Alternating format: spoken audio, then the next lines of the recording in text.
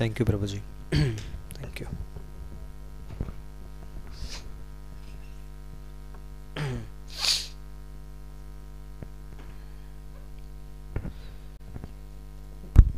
Namo Vishnupadaaya Krishna Prashtaya Bhutale Srimate Bhakti Vedanta Swaminiti Dinamane Namaste Saraswati Devi Gauravani Pracharane Nirvishesha Shunyavadi Paschat Deshatarane Jai Sri Krishna Chaitanya Prabhu Nityananda Shri Advaita Gadadhara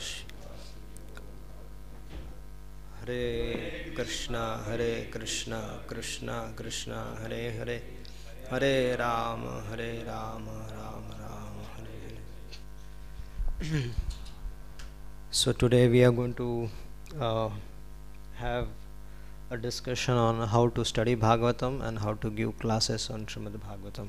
Сегодня мы с вами поговорим о том, как изучать Шримад Бхагаватам и как давать лекции по Бхагаватам. This is a very small and compact course. Это очень короткий, компактный курс. But this will help you in various ways.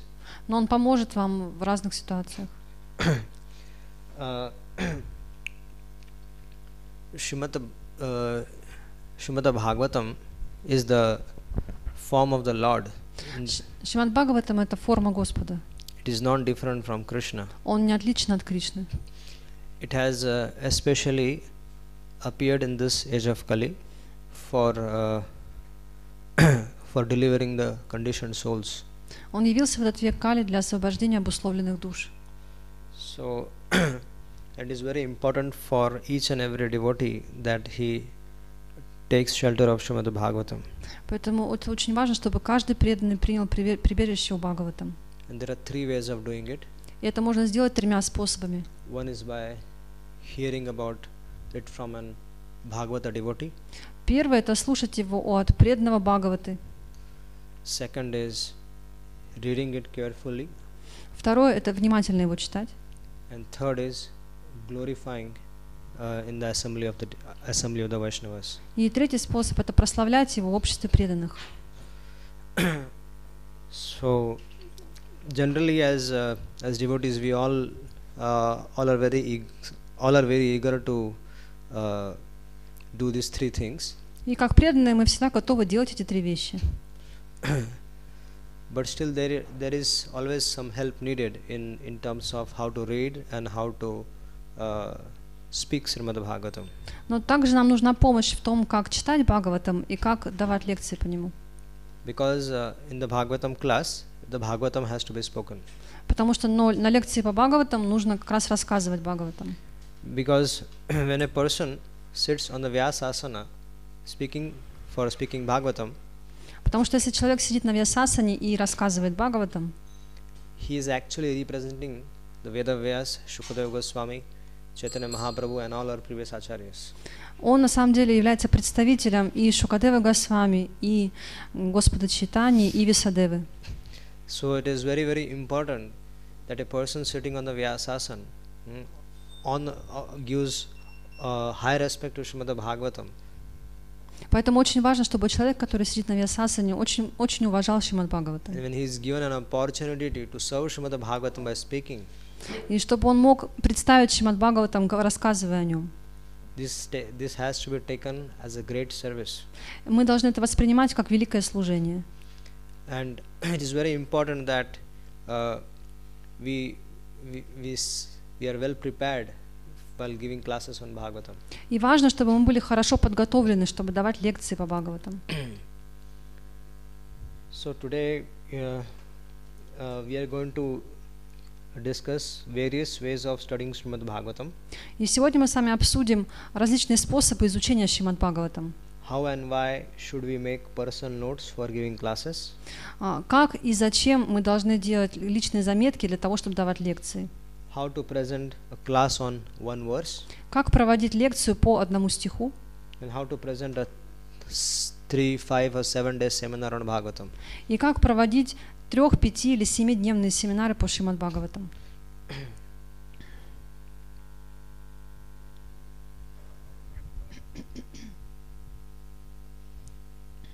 So let us start with the first, that is various ways of studying Bhagavatam. И давайте начнем с первого пункта. Это различные способы изучения Шримад Бхагаватам. Couple of 3-4 days back, I gave a same seminar I gave to the devotees of Sochi. Где-то 3 или 4 дня назад я давал такой же семинар для преданных в Сочи. And 15 devotees attended. Его посещало 15 преданных. Online. Это было онлайн. So at the end of our class, I will also share that link, YouTube link, so that you can also have a copy of it. И в конце я также дам вам ссылку на YouTube, где вы тоже можете посмотреть занятия. So it is English and Russian Russian translation. То есть я говорил на английском и был русский перевод. So although this material right now is in English, Этот материал, который мы сейчас видим, он на английском языке. but the Russian Ministry of Education is working towards the direction that all our projects which we have will be made available in Russian language. Но сейчас Российское Министерство образования ИСКОН работает над тем, чтобы перевести все эти материалы на русский язык. So Tirthapan Prabhu has requested if some of you wants to assist with this, then one can contact him. И Тиртхапавана Прабху он попросил, чтобы если кто-то хочет помочь в этом переводе, то можно с ним связаться. So the first is the various ways of studying Shrimad Bhagavatam. Итак, первое это вот как различные способы изучать Шримад Бхагаватам. Now generally we as devotees we experience two problems while studying Bhagavatam. Изучая Бхагаватам, мы как преданные обычно сталкиваемся с двумя проблемами. First, the vastness of the literature. The vastness of the literature is very big. Первое это то, что это просто огромная книга, огромное количество стихов, которые нужно прочитать. And because of the vastness, the devotees even hesitate to even start reading Bhagavatam. И вот именно из-за этого как бы огромного объема Бхагаватам многие преданные даже не начинают его читать. And if by some great encouragement we even start reading Bhagavatam, we come to the first verse, and then the purport is so long that it takes 3-4 days to read one verse. И когда как по какому-то великому воодушевлению мы начинаем все-таки читать Бхагаватам, мы вот сталкиваемся с первым стихом, и там огромный комментарий, который занимает нас там 3-4 дня, чтобы его прочитать. And then we shift to the second verse, which again has a big purport. Потом переходим ко второму стиху, и там опять огромный комментарий. So we continue like that. We reach the second canto, third canto, fourth canto. И вот так мы читаем вторую, третью, четвертую песнь. After 1 or 2 years. Где-то в течение 1-2 лет. But we forget what we read in the first canto. Но уже забываем, что было в первой песне. So till the time we reach the 12th canto. И ко времени, когда мы дойдем до 12-й песни, after 2 years, 3 years or 4 years, где-то, может, через 2-4 года, so we hardly remember anything which was there in the first few cantos. А мы вряд ли вспомним, что там было в первых песнях. So this is a general problem which we experience. Это вот обычная проблема, с которой мы сталкиваемся. So that's why devotees they hesitate to start reading Bhagavatam. И поэтому преданные, они часто не решаются начинать изучать Бхагаватам. So, but today we are going to present 4 techniques to you by which it can help you to study Shrimad Bhagavatam in different ways. Я вам представлю 4 способа, 4 техники, как изучать Бхагаватам. So the first way is the deep study method. Первое это глубокое изучение темы. Now what happens is there are different subject matters in the Bhagavatam. Subject matter means there are different topics in Shrimad Bhagavatam. В Шримад Бхагаватам много различных тем, много предметов обсуждения. Like we have the pastimes of like we are discussing life and activities of Parikshit Maharaj. Например, мы обсуждаем жизнедеятельность царя Парикшита. Then we have prayers by Bhishma. Там есть молитвы, наставления Бхишмы. Then we have prayers by Kunti. Есть молитвы царицы Кунти. Then we have Dhruv Maharaj, Prahlad Maharaj. Then we have Ajamil. Там также есть Dhruva Махарадж, Прохлада Махарадж, история Аджамилы. We have the creation part. Потом есть часть, посвященная творению. So like that, when we go to the further cantos, we get Bali Maharaj's past, we get the life and activities of Bali Maharaj, and then Yayati Maharaj. Like that, we have so many subject matters in Bhagavatam. И когда мы идем дальше, там также есть жизнь Бали Махараджа, Яяти Махараджа и так далее. Очень много тем в Бхагаватам. So the one technique of reading Srimad Bhagavatam is that we should for one complete month, we should read one subject matter. Like only if for one complete month we should read only Dhruv Maharaj. For one unit, for one day, for example. 1 month we should read Dhruv Maharaj only. Dhruv Maharaj pastimes with purport nicely. This is for example I'm giving. И первая техника – это в течение одного месяца читать только одну какую-то тему. Например, о Друве Махараджи. Все комментарии и стихи, посвященные ему. And the next month you can read about Prahlad Maharaj for the whole month. На следующий месяц вы можете читать, например, о Прохладе Махараджи. Or like I can show you. Wait. Сейчас я вам покажу. So there are 1 month you can completely focus on only on Kunti Maharani, for example, the prayers by Queen Kunti. В течение одного месяца, например, вы можете сосредоточиться только на молитвах царицы Кунти. Can everybody see? It's visible? Yes, it is. Okay. So this is prayers by Queen Kunti. So one can focus for the whole month on this one chapter. То есть в течение месяца человек может сосредоточиться только вот на этой главе, на одной. So the focus can be one should very nicely read the purports. В чем заключается эта сосредоточенность? В том, что мы очень внимательно читаем все комментарии. Again and again. Снова и снова. So you don't have a headache of you don't have a tension of you have to complete the whole thing. No, we are going step by step. We only take focus on one particular subject matter in 1 month. То есть мы сосредотачиваемся только на одной теме, не отвлекаемся ни на что другое. And then you make your notes. Вы делаете заметки, записи. If you have questions, then you can ask the seniors. Например, вопросы, которые у вас есть, которые вы можете потом задать старшим преданным. In this way, then the next month you can start with, let's say, Ajamil. You feel like reading Ajamil, so you can read these 3 chapters of Ajamil in 6th canto. Например, в следующий месяц вы выбираете историю Аджамилы и читаете ее. So you have for 1 month you have 3 chapters to read with purport. 3 chapters. Yes, you can read. Ajamil has 3 chapters: 6.1, 6.2, 6.3. То есть за один месяц вы можете прочитать, например, историю Аджамила в 3 главах. So you can read these 3 chapters in 1 month. То есть за один месяц вы читаете эти 3 главы. So your focus is only on one subject matter. То есть вы концентрируетесь только на одном предмете. So this way you can complete 12 subject matters in 12 months. То есть за 12 месяцев вы можете пройти 12 тем. So in 1 year's time you'll have completed going through, and you can choose the topic as per your choice. Темы можете выбирать по своему выбору, по своему желанию. So this will help you to understand the subject matter deeply.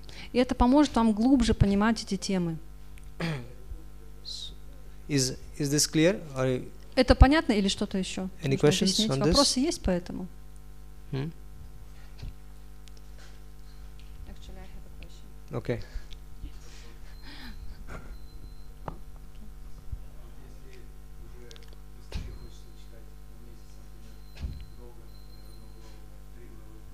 If I would like to go faster and to go beyond these chapters, but still I have this frame of 1 month.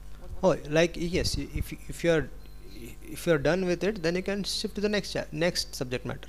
Within this month. Yes. Normally, this 1 month is given because the devotees they don't they have a they don't read, or they have a time problem or something like that. So we say, okay, if you have time problem, you can't read every day, so you take out 1 month and read one subject matter, so that you have you're confident that you have 1 month to read one subject matter. Да, конечно, вы можете двигаться быстрее. Мы даем 1 месяц, потому что преданные обычно у них нет времени просто читать, и для них поэтому вот даем такое пространство 1 месяца, в которое они могут все внимательно прочесть. Ну, можете выйти дальше. When one subject matter is ready and you are satisfied, everything you feel that yes, this is very much to our satisfaction, then you can shift to the next subject matter. То есть, если вы хорошо проработали какую-то тему, вы чувствуете удовлетворение от этого, можете переходить к следующей теме. Like that, you can move on faster if you want. Да, если вы хотите, можете вы двигаться быстрее. So in this way, you can select there are so hundreds of topics in the Bhagavatam. А в Бхагаватам там сотни тем есть. And read it. И можете все их вот так читать. But at one time, you only focus on one subject matter. Но правило в том, что просто за какой-то момент времени вы фокусируетесь именно на одной теме. Some devotees they like to do research also, and they refer to other commentaries of the acharyas if they want. А какие-то преданные могут также привлекать комментарии ачарьев, если хотят, по этой теме. What was your question? Мой вопрос заключается в том, что нам говорят, что нужно читать Бхагаватам последовательно от первой песни до 12, не перескакивая. И как это вот согласуется с этим правилом?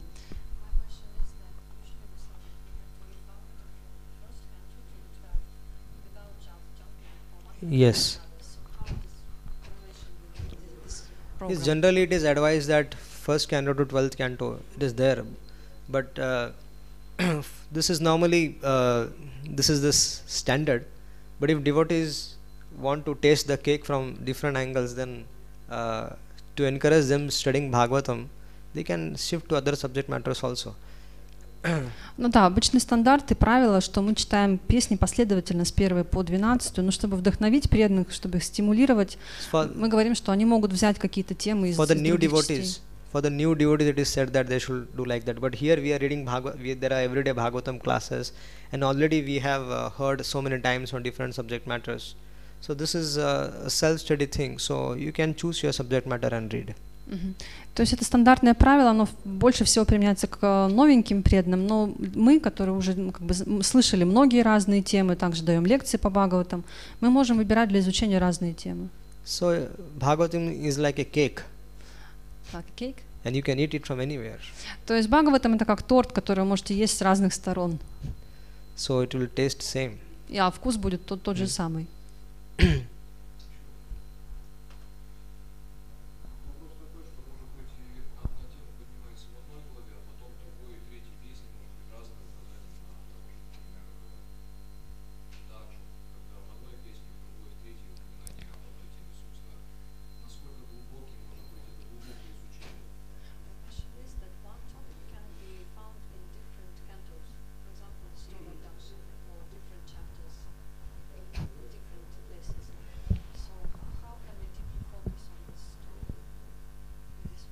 So select all the Daksha chapters and study it together. Да, возьмите историю Дакши, например, из разных глав и изучайте их вместе. Like Dhruv Maharaj has around 5 to 6 chapters. So study all these 5 to 6 chapters in one at a time, in 1 month. История Dhruva Махараджа, она тоже занимает несколько глав, поэтому их тоже можно изучать вместе в этом месяце. Yes, Prabhuji.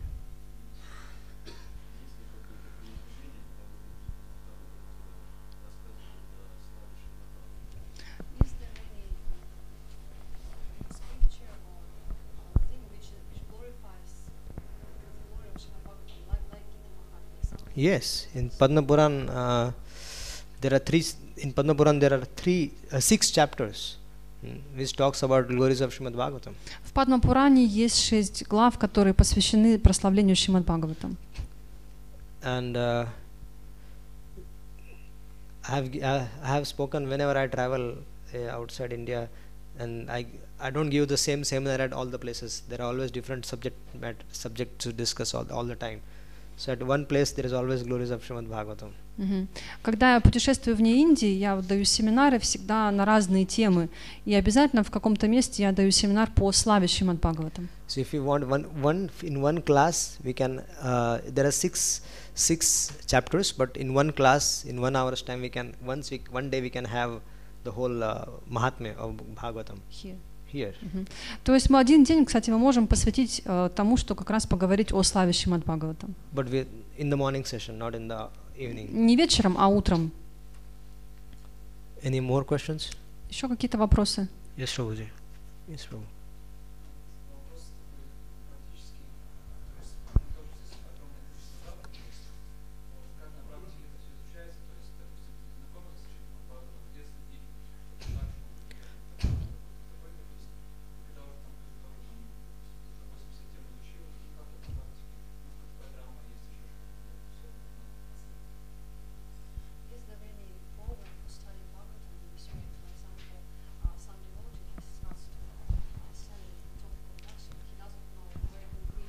Yes, we are coming.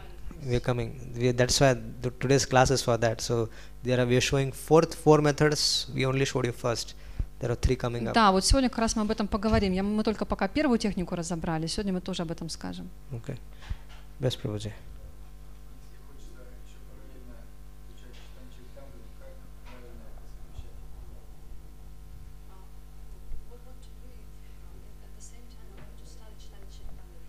So 1 hour in the morning in Bhagavatam, evening 1 hour Chaitanya Charitamrita. Утром один час для Бхагаватам, вечером 1 час для читания Чаритамриты. If you have more time, 2 hours in the morning, 2 hours in the evening. Если у вас есть больше времени, то вот 2 часа утром, 2 часа вечером. That will be good. Это будет очень хорошо. Bhagavatam, Chaitanya Charitamrita is actually like a commentary on Shrimad Bhagavatam, but it explains the life of Lord Chaitanya. На самом деле читание Чаритамриты это как комментарий на Бхагаватам, как бы с точки зрения Господа Чайтаньи. In fact, all the writings of the acharyas, they are like commentaries on Shrimad Bhagavatam. И все all the writings of the acharyas, all the writings. И все произведения ачарьев на самом деле тоже как комментарий на Шримад Бхагаватам. They are like explaining Shrimad Bhagavatam in different ways. Они просто по-разному объясняют Шримад Бхагаватам. So it is like a commentary on Bhagavatam. То есть все как комментарий к Бхагаватам. So Chaitanya Charitamrita is explaining life of Lord Chaitanya, but taking help of the principles explained in Shrimad Bhagavatam. То есть она рассказывает о жизни Господа Чайтаньи, но и с использованием принципов из Шримад Бхагаватам. All these acharyas, they wanted to establish Shrimad Bhagavatam as that the conditioned living entity should accept Shrimad Bhagavatam as their life and soul. Все ачарьи, они хотели, чтобы мы приняли Шримад Бхагаватам как нашу жизнь и душу, как нашу самую основную вещь. In all the writings, the main focus is this, that Srimad Bhagavate Mahamuni Krute Kim Va Parereshwara Sadhya Hridaya Varudyatra Kriti Visushrovistakshana, that everybody should develop greed and take shelter of Srimad Bhagavatam. И все ачарьи в своих произведениях, они утверждают, и они как бы проводят эту идею, что мы все должны принять Шримад Бхагаватам как свое основное прибежище. So all our acharyas want that we should drink this Bhagavatam. Все ачарьи хотели, чтобы мы читали Бхагаватам. Without Bhagavatam there is no way, there is no way, there is no way. Без Бхагаватам нет иного пути, нет иного пути, нет иного пути. Because Bhagavatam is also, each and every verse is like the holy name of the Lord. Потому что каждый стих Шримад Бхагаватам это как святое имя Господа. Because in each verse of Bhagavatam, Lord's holy name, form, activities and pastimes that are described. Потому что в каждом стихе Шримад Бхагаватам описаны и формы, и качества игры Господа. So just like Lord is non-different from holy name, He is non-different from the verses of Bhagavatam. Точно так же, как Господь не отличен от святого имени, так же Он и не отличен от стихов Бхагаватам. Prabhuji.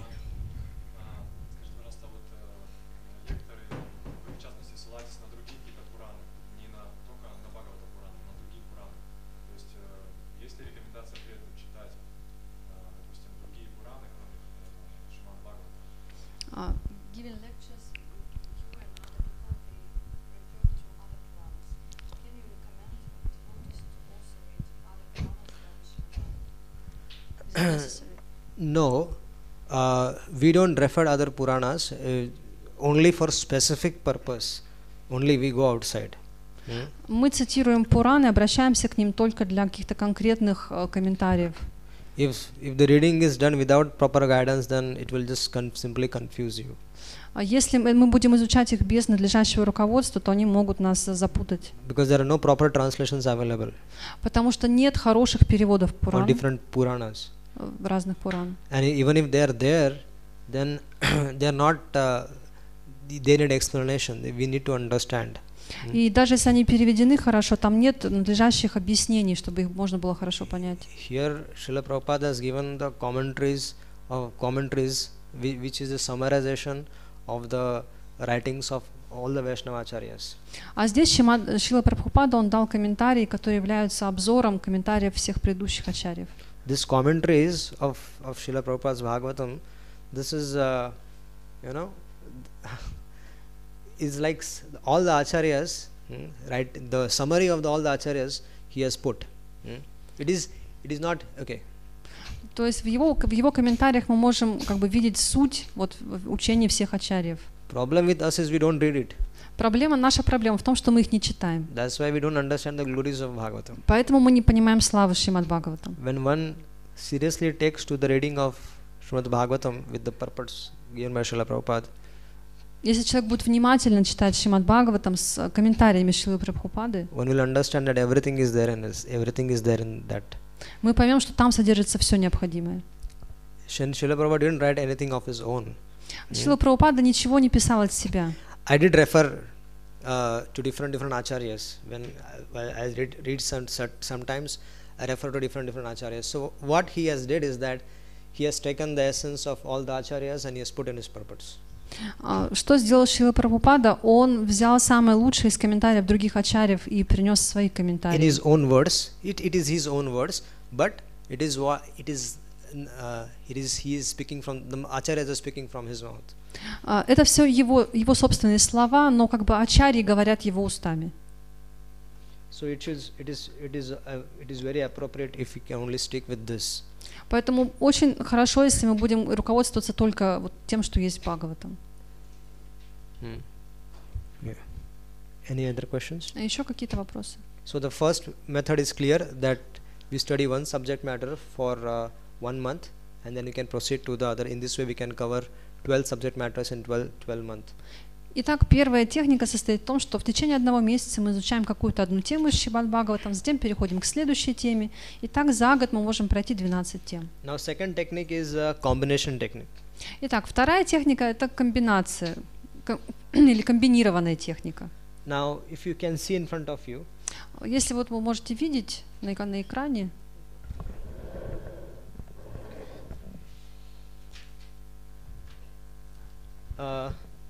do I need a book for this?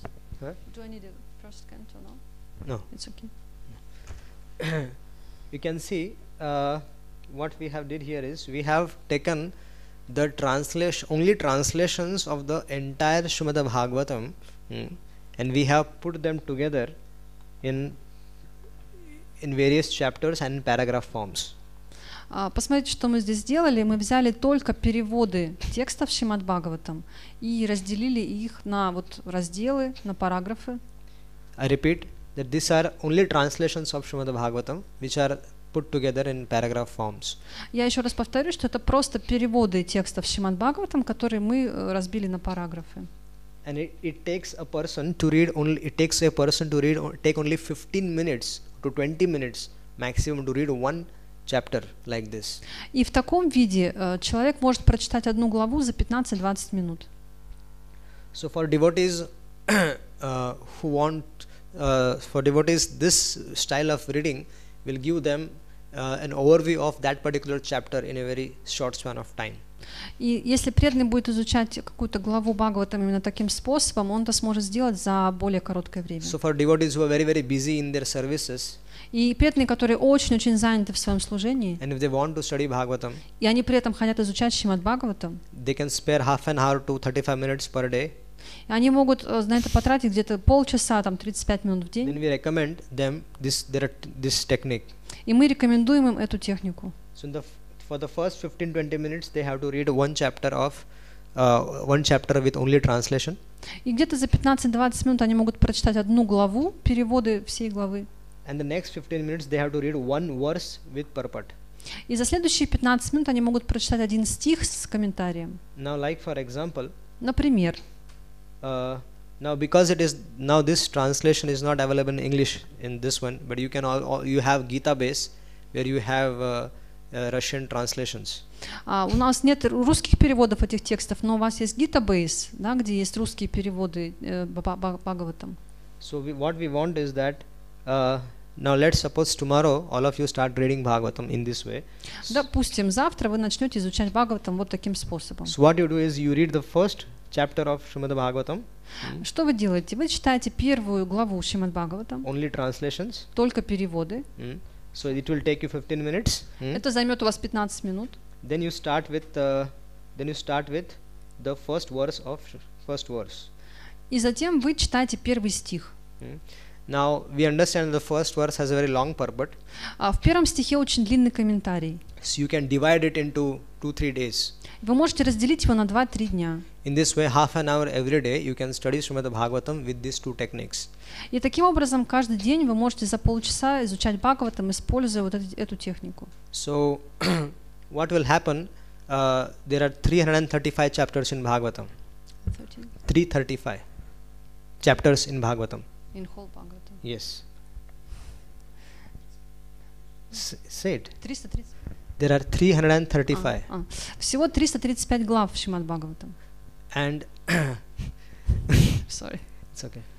So if you read every day one chapter like this, Если вы каждый день будете читать по одной главе таким образом, in 1 year's time, за 1 год you will complete the reading. You will complete the reading of the whole Shrimad Bhagavatam with the help of this translation. вы прочтете весь Бхагаватам с помощью вот этих переводов. And also you will have read around more than 350 purports. И точно так же вы прочтете более 300 комментариев. Simply by spending half an hour Просто читая где-то полчаса в день, per day. каждый день. So now this translation technique И вот эта техника вот, чтения переводов will give you the overview of the chapter. Даст вам общее представление о главе. Gradually it will give you the overview of the canto. Постепенно вы получите общее представление о And then песне. gradually it will give you the overview of the entire Shrimad Bhagavatam. И также постепенно вы получите общее представление о всем Бхагаватам. Because when we want to speak about Bhagavatam, Потому что когда мы хотим говорить о Бхагаватам, we should know what is in Bhagavatam. мы должны знать, что там находится. We sit on the Vyasasana and we give talks on Bhagavatam. Мы сидим на Вьясасане и рассказываем Бхагаватам. But when a question comes here and there, then we get disturbed.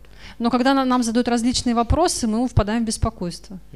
So a person sitting on the Vyasasana, he should know what is in Bhagavatam because he is speaking Bhagavatam. Человек, который сидит на Вьясасане, он должен знать, что написано в Бхагаватам, потому что он дает лекцию. This is one of the easiest way of trying to know at least what Bhagavatam discusses about. И это один из самых простых способов понять, что же обсуждается в Бхагаватам. So I repeat again this thing that this second technique is to read one chapter with translations every day. И еще раз повторю, в чем состоит эта техника, что вы читаете переводы одной главы. And reading one verse with purport. И также каждый день вы читаете один стих с комментарием. So second day you will read the second chapter of Shrimad Bhagavatam. На второй день вы читаете вторую главу Шримад Бхагаватам. And you will read this verse number 2. И читаете стих номер 2. Third day you will read the third chapter of Shrimad Bhagavatam. На третий день читаете третью главу Шримад Бхагаватам. And you will read the verse number 3. И читаете третий стих. Fourth day you will read the fourth chapter. На четвертый день четвертую главу. And the verse number 4 with purport. И стих 4 с комментарием. So like that you do two things simultaneously. То есть вы делаете эти две вещи одновременно. On one side you go on studying the purports. С одной стороны вы изучаете комментарии. And one side you go on reading the translations of the chapter. So this will also help you to get a complete overview of Shrimad Bhagavatam. С другой стороны вы читаете переводы текстов Бхагаватам и получаете о нем общее представление.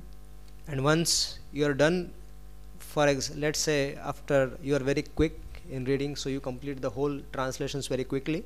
Допустим, вы читаете очень быстро, и вы быстро закончите чтение всех переводов. So start again. Затем вы начинаете снова. And you continue reading of purport. И таким образом также продолжайте читать комментарии. Now what happens, how this technique will help? Now what happens many a times, Srila Prabhupada in his writings, when his commentary, he refers to incidences of the different cantos. И, как правило, когда Шрила Прабхупада комментирует Бхагаватам, он в комментариях также ссылается на другие истории из других песен Бхагаватам. Like for example, at first canto somewhere he is mentioning about Avanti Brahman. Аванти Брахман. Yes. Например, в одном из комментариев к первой песне он говорит об Аванти Брахме. So when we read that reference, then we say, how come is Avanti Brahman here? What is he doing here? Why is his reference given here? И когда мы встречаем эту тему, вот в первой песне мы думаем, откуда это вообще взялось, о чем это и кто это. So first thing is we don't know where is Avanti Brahman in Bhagavatam. То есть первое, что мы вообще не знаем, где эта тема находится в Бхагаватам. Where is mentioned about Pingla, prostitute Pingla? Где находится история о проститутке Пингале. But Prabhupada is giving reference. Но Прабхупада, он их цитирует, он дает ссылки на них. So we are not able to relate to it. И таким образом мы не понимаем как бы этих ссылок. So when we read Bhagavatam with the help of these translation techniques, но когда мы читаем Бхагаватам с этим комбинированным методом, so reading only translation, this will give you the overview of the whole Bhagavatam. И таким образом, читая вот эти переводы, мы получаем представление о всем Бхагаватам. And when Srila Prabhupada quotes something from the different cantos, и когда Прабхупада цитирует что-то из других песен, immediately you will be able to relate. Oh yes. Вы сразу сможете вспомнить, вот о чем это. Because you have read it. Потому что вы уже это читали. At least in the translations form, but you have read once, so you will be able to recollect and you will be able to you will be able to relate to it. Хотя вы читали, может быть, просто переводы текстов, тем не менее вы уже можете вспомнить, о чем это, можете знать, что это такое. So is this clear? Это понятно? Any questions on this? Какие-то вопросы есть по этому? Yes, Prabhuji.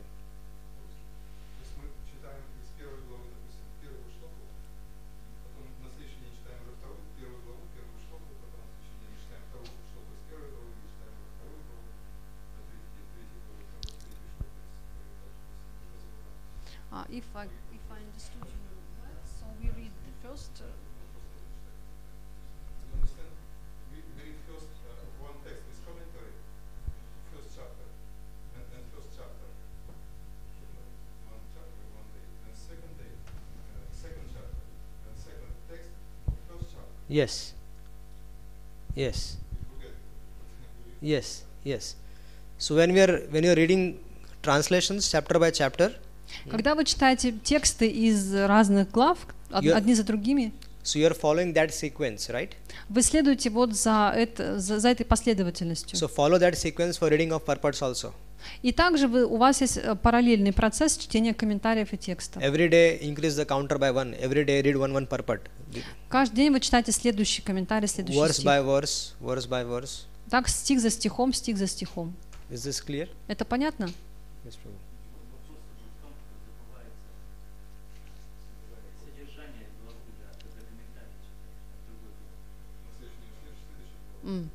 So the question was that while following the sequences, you start to forget what you read in the chapters or what you read in the verses. You can just forget what you read before. If you read with the help of the translation techniques at least 3-4 times, then you will be able to relate. You won't forget easily. You will be able to immediately relate because we have around 1800 devotees studying with us by this technique. Уже 1800 преданных, они уже занимаются этой техникой, они так читают Бхагаватам. И если вы действительно это проделали хотя бы 3-4 раза, то вы уже не забудете, что было до этого. Вы сможете концентрироваться и на одном процессе, и на другом. So, if you follow this technique nicely, then you'll be able to relate to it. Если вы будете правильно следовать этой технике, то вы сможете правильно и воспринимать оба процесса. We request devotees that they should read the entire Shrimad Bhagavatam with the help of translation at least 3 times. Мы просим преданных, чтобы они вот таким образом прочитали весь Бхагаватам по крайней мере 3 раза. And then on the 4th time you will say to yourself, yes, Braджsundar Das was right. И на 4-й раз вы сможете сказать себе, да, Браджсундар Прабху был прав. So 1800 devotees are studying with us currently. 1800. Yes, 1800. То есть 1800 преданных, они уже пользуются этой техникой успешно. And many of them have started giving classes and seminars on Bhagavatam at their respective places. И многие из них, они вот тоже начали читать лекции по Бхагаватам в разных местах. Yes, Prabhu. Can we follow this technique in other books of Srila Prabhupada? Other books? I mean, what way? Например, какие? For example, for Bhagavad Gita, can we use it for Chaitanya Charitamrita? Chaitanya Charitamrita, we already have a course. So yes, you can. We already have a something for Chaitanya Charitamrita like that, so you can follow. Yes, we have for CC as well. Для Chaitanya Charitamrita, да, у нас есть такой же курс с такой же техникой, это можно тоже делать. If you feel Bhagavad Gita in reading that way for Bhagavad Gita can help you, do that. Если эта техника поможет вам читать Бхагавад-гиту, вы тоже можете ей пользоваться. Any other questions? А еще какие-то вопросы? Yes, Prabhu. Иногда получается, что по ходу чтения вот этих вот переводов текстов, какой-то из них становится наиболее привлекательным, углубляешься в комментарии. И, собственно, есть ли такой способ у вас? Других, может, оставшихся на бок. If you read this sequence of translations, you feel that something is more interesting for you, and you start to focus on the purport to this interesting verse.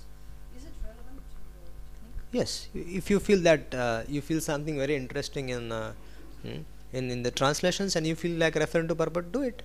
Да, если вам понравился какой-то, заинтересовался какой-то стих, и вы хотите почитать комментарий, да, вы можете это сделать. But then come back and start reading the translations again. Но вы также потом возвращаетесь к чтению переводов текстов, как обычно. But because the goal is to at least get an overview of the whole Bhagavatam 3-4 times.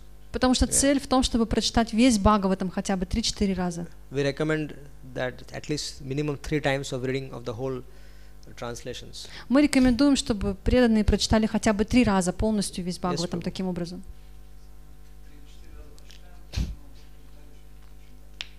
So if you read by this technique the Bhagavatam 3 or 4 times, we don't complete all purports, right? No, you should. This technique should be lifetime. You know, every day half an hour you should spend like this. So you should continue reading the verses with purports, and you should continue reading the translations. So this will be every day. It should be like breakfast or dinner or lunch, whatever you say. It should be like every day, part of everyday's life. Just spend half an hour for Bhagavatam like this. На самом деле эта техника как бы на всю жизнь. То есть мы должны это делать каждый день по полчаса. Это должно быть как наш прием пищи, там завтрак, обед и ужин. То есть всю жизнь мы должны делать так. Keep it as an everyday thing. Let it continue throughout your life. То есть пусть это продолжается всю вашу жизнь, пусть каждый день у вас проходит. We chant every day, right? Вы же каждый день воспеваете, да, Святое Имя? So we can add this Bhagavatam study technique every day. И также вот в каждодневную практику можно добавить вот такое чтение Бхагаватам. Just half an hour. Это всего полчаса. Yes, Prabhu.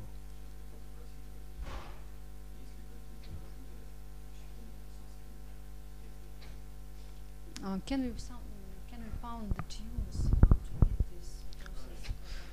Yes, I have recordings. Да, у меня есть записи. Of all the verses of Bhagavatam, how to recite them. Всех стихов Бхагаватам, как их правильно произносить. Chapter by chapter. По каждой главе это есть эти записи. So I can share it with you. Я могу просто с вами поделиться этим. No problem. Any other questions? Еще какие-то вопросы? Can we move ahead? Можем продолжать? Okay. So now the third technique is something similar. Third technique is that we request devotees, if you like, then you can only focus on you can only focus only on reading translations.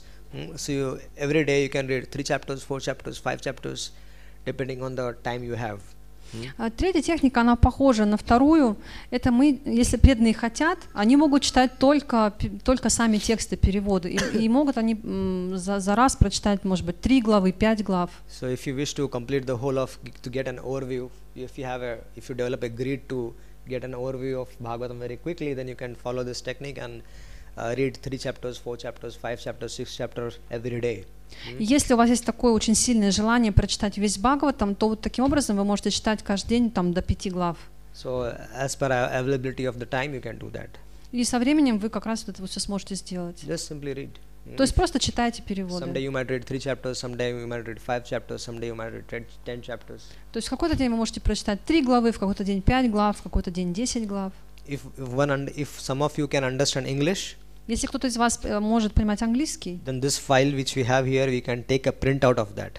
У нас есть файл, и вы можете его как бы распечатать себе. Because our first condition when we give this is we give it for free, but we ask them that if you really want to get habituated in reading, then you should take printout of this thing. Мы это делаем совершенно бесплатно, и просто мы каждого просим, кто хочет исследовать этим методом, чтобы они взяли вот у нас копию этих текстов. So 12 cantos you can divide into 5 books. То есть все 12 песен можно разделить на 5 книг. So first 3 cantos can be in one book, next 3 cantos can be in one book, next 3 cantos can be in one book, 10th canto can be in 4th book, and 11th, 12th canto can be in the 5th book. То есть можно в каждую книгу поместить где-то по 3 песни, 10-я песня может быть отдельной книгой. So in this way, even if you're traveling, you can carry the book which you are reading along with you, and that thing can continue. И даже если вы где-то путешествуете, вы с собой можете брать вот эти книги и читать их. I'm hopeful that this file will be very soon available in Russian language also. Я надеюсь, что очень скоро этот файл переведут на русский язык. If someone has time and can help, then I can guide, and in 1 month's time this file will be ready in Russian language also. Если у кого-то есть желание и есть время, если вы хотите мне помочь, то за месяц где-то вот у нас будет уже и русский перевод. Because the translations are already there, you just need to put it together and in the form of paragraph, which we have designed it. Потому что все, что нужно сделать, взять просто уже готовые переводы, сформировать файлы по как бы нужной структуре. So, is this clear also? Это понятно? You can read. Yes, Prabhu. Просто в печатном виде такое могут появиться 3 песни. Is it possible that we have these like printed books of these translations, like 3 cantos in 1 book? You want to print it? No, he's asking if there is if it's possible in the future to get these books. We are trying our best to make it available in printed form. Мы, конечно, очень будем стараться, чтобы это было в печатном виде. Yeah, we are trying. Мы стараемся это сделать.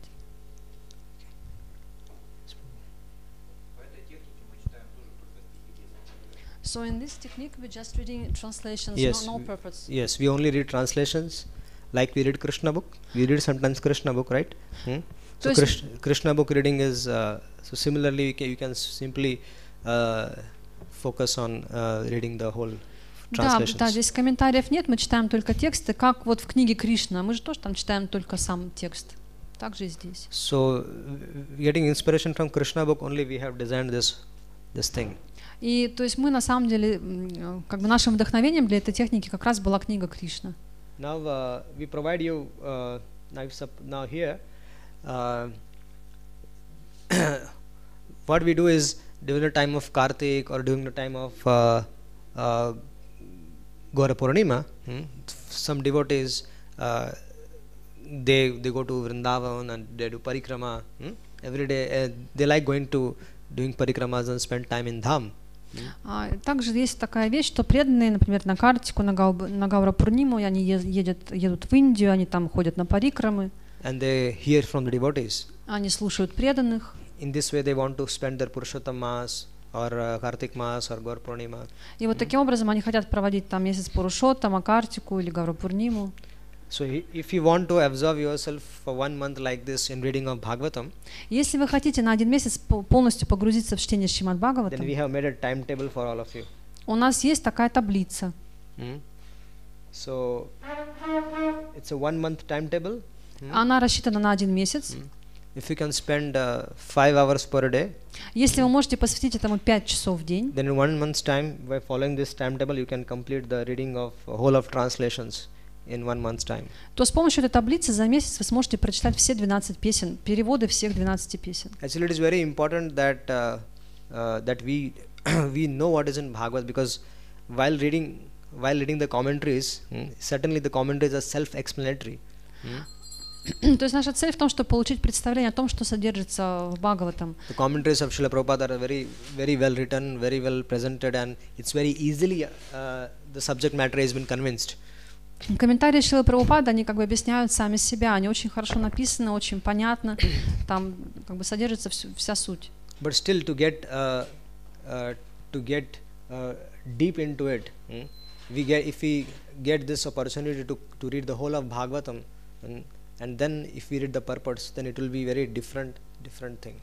Но если мы хотим как бы глубже во все это погрузиться, мы можем прочитать сначала переводы всех текстов Бхагаватам, а затем, когда мы будем читать комментарии, они для нас будут уже более понятными. So you yes.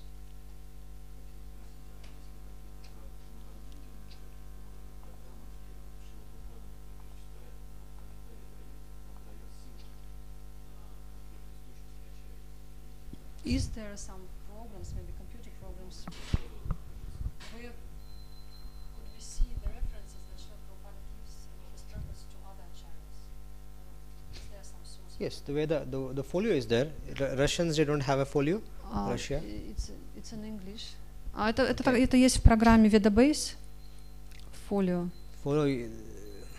Actually, the whole of Srila Prabhupada's purports, many hundreds and thousands of times he is giving reference to so many acharyas. На самом деле в самих комментариях Прабхупада он постоянно делает ссылки, там сотни просто ссылок на других ачарьев. So if the devotee is finding it difficult to read 5 hours per day, then we have a 2 months timetable also. Если преданным сложно пользоваться этой техникой 5 часов в день, то у нас есть таблица, рассчитана на 2 месяца. In 2 months timetable, you have to spend only 1.5 hour per day. Там в этой таблице вы каждый день тратите 1,5 часа. So you can see here, day 1 you have to read 6 chapters. Вот здесь вы можете видеть, что в первый день вы должны прочитать 6 глав. Day 2 you have to read 5 chapters. Во второй день 5 глав. Day 3 you have to read 4 chapters. В третий день 4. So like that, in 2 months time you can complete the whole of Bhagavatam. И так за 2 месяца вы можете прочитать весь Бхагаватам. With translations. Переводы текстов. So normally we recommend devotees that they read at least once before they could start the deep study method. И мы рекомендуем преданным, чтобы прежде чем глубоко изучать Бхагаватам, один раз прочитать его вот с помощью этой техники. Before they could start with the deep study method, we recommended that at least the devotees should read the method number 2, 3 or 4. Either we should one thing should go on. То есть до того, как применить первую технику, мы рекомендуем сначала применить вторую или третью. Any questions? Вопросы какие-то?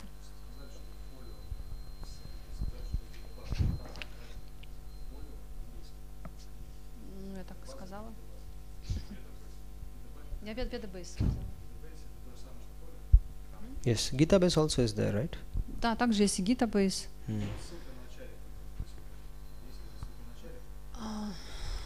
In folio, do they have the references to acharyas in Veda-base? Do they have? I didn't get your references to I mean, from the purports. You mean that from the purports? There is no separate section, but you can look for it. If you select the purport, only select Shrimad Bhagavatam, select purport, and if you put the writings of particular name of the acharya, then you will find that wherever Srila Prabhupada has quoted that acharya, you will get all the references. It's in the folio. Yes, it's in the folio. It is the same that Veda-base. Yes, it's just a technique how to use it. Ну, это содержится в программе Veda-base или folio, что одно и то же. So is this four we request the devotees, before you start with the deep study method, you should at least read the whole of translations. So you can take help of method number 2, method number 3 or method number 4 presented to you. Итак, до того, как изучать Бхагаватам глубоко, по первой технике, мы рекомендуем преданным воспользоваться методами 2, 3 или 4, то есть прочитать весь Бхагаватам до этого. So we studied 4 ways of studying Bhagavatam. One is a deep study method, wherein we discussed selecting one topic of Bhagavatam and studying it for 1 month or a certain number of days. So this is the first method. Итак, первый метод состоит в том, что в течение 1 месяца мы глубоко концентрируемся на какой-то одной теме Шримад Бхагаватам. Second method we studied was reading only translation of 1 chapter per day and then reading 1 verse with purport per day. Второй метод состоит в том, что мы читаем каждый день какую-то главу, переводы текстов Бхагаватам и также 1 стих с комментарием. So this is a combination technique. Third technique we read was reading only translations as per the availability of your time. И третий метод состоит в том, что мы читаем просто переводы текстов в зависимости от того, сколько у вас времени есть. You can read 4 chapters, 5 chapters, 6 chapters, depending on availability of your time. You can read that every day. Каждый день вы можете прочитать от 4 до 6 глав по вашему времени. Then method number 4 is if you want to complete it in 2 months time or 1 month's time, then we have a timetable for you and you can follow that and complete it fast. И this is the fourth method that you give timetables. Yes, we give timetable. И четвертый метод состоит в том, что вот вы пользуетесь теми таблицами, которые я вам показала, и за 1, за 2 месяца вы можете так прочитать весь Бхагаватам. So every day you know what number of chapters you have to read. So you know what is the chapters you have to read. То есть каждый день у вас есть план, сколько глав вы должны сегодня прочитать. Any questions? Какие-то вопросы есть по этому? Can we copy your timetables? I'll send this. You give me your email ID and I'll. Если вы дадите мне электронные адреса, я вам пришлю эти All these таблицы. things are available for free of cost. Все наши материалы, мы даем их бесплатно. don't charge anything from anyone. Мы ни от кого не берем никаких денег за это. So all this is available for free for the devotees. Поэтому для преданных все наши материалы бесплатные. So only we are asking you your email IDs. А все, что нам нужно, это ваш электронный адрес. So we can send this И thing to можете you. прислать, мы можем вам это прислать.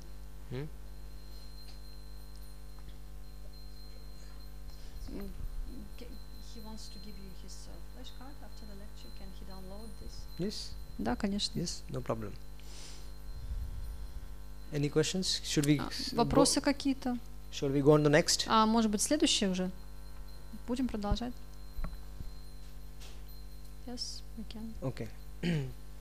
So how and why should we make personal notes for giving classes? Итак, как и зачем делать заметки для того, чтобы давать лекции?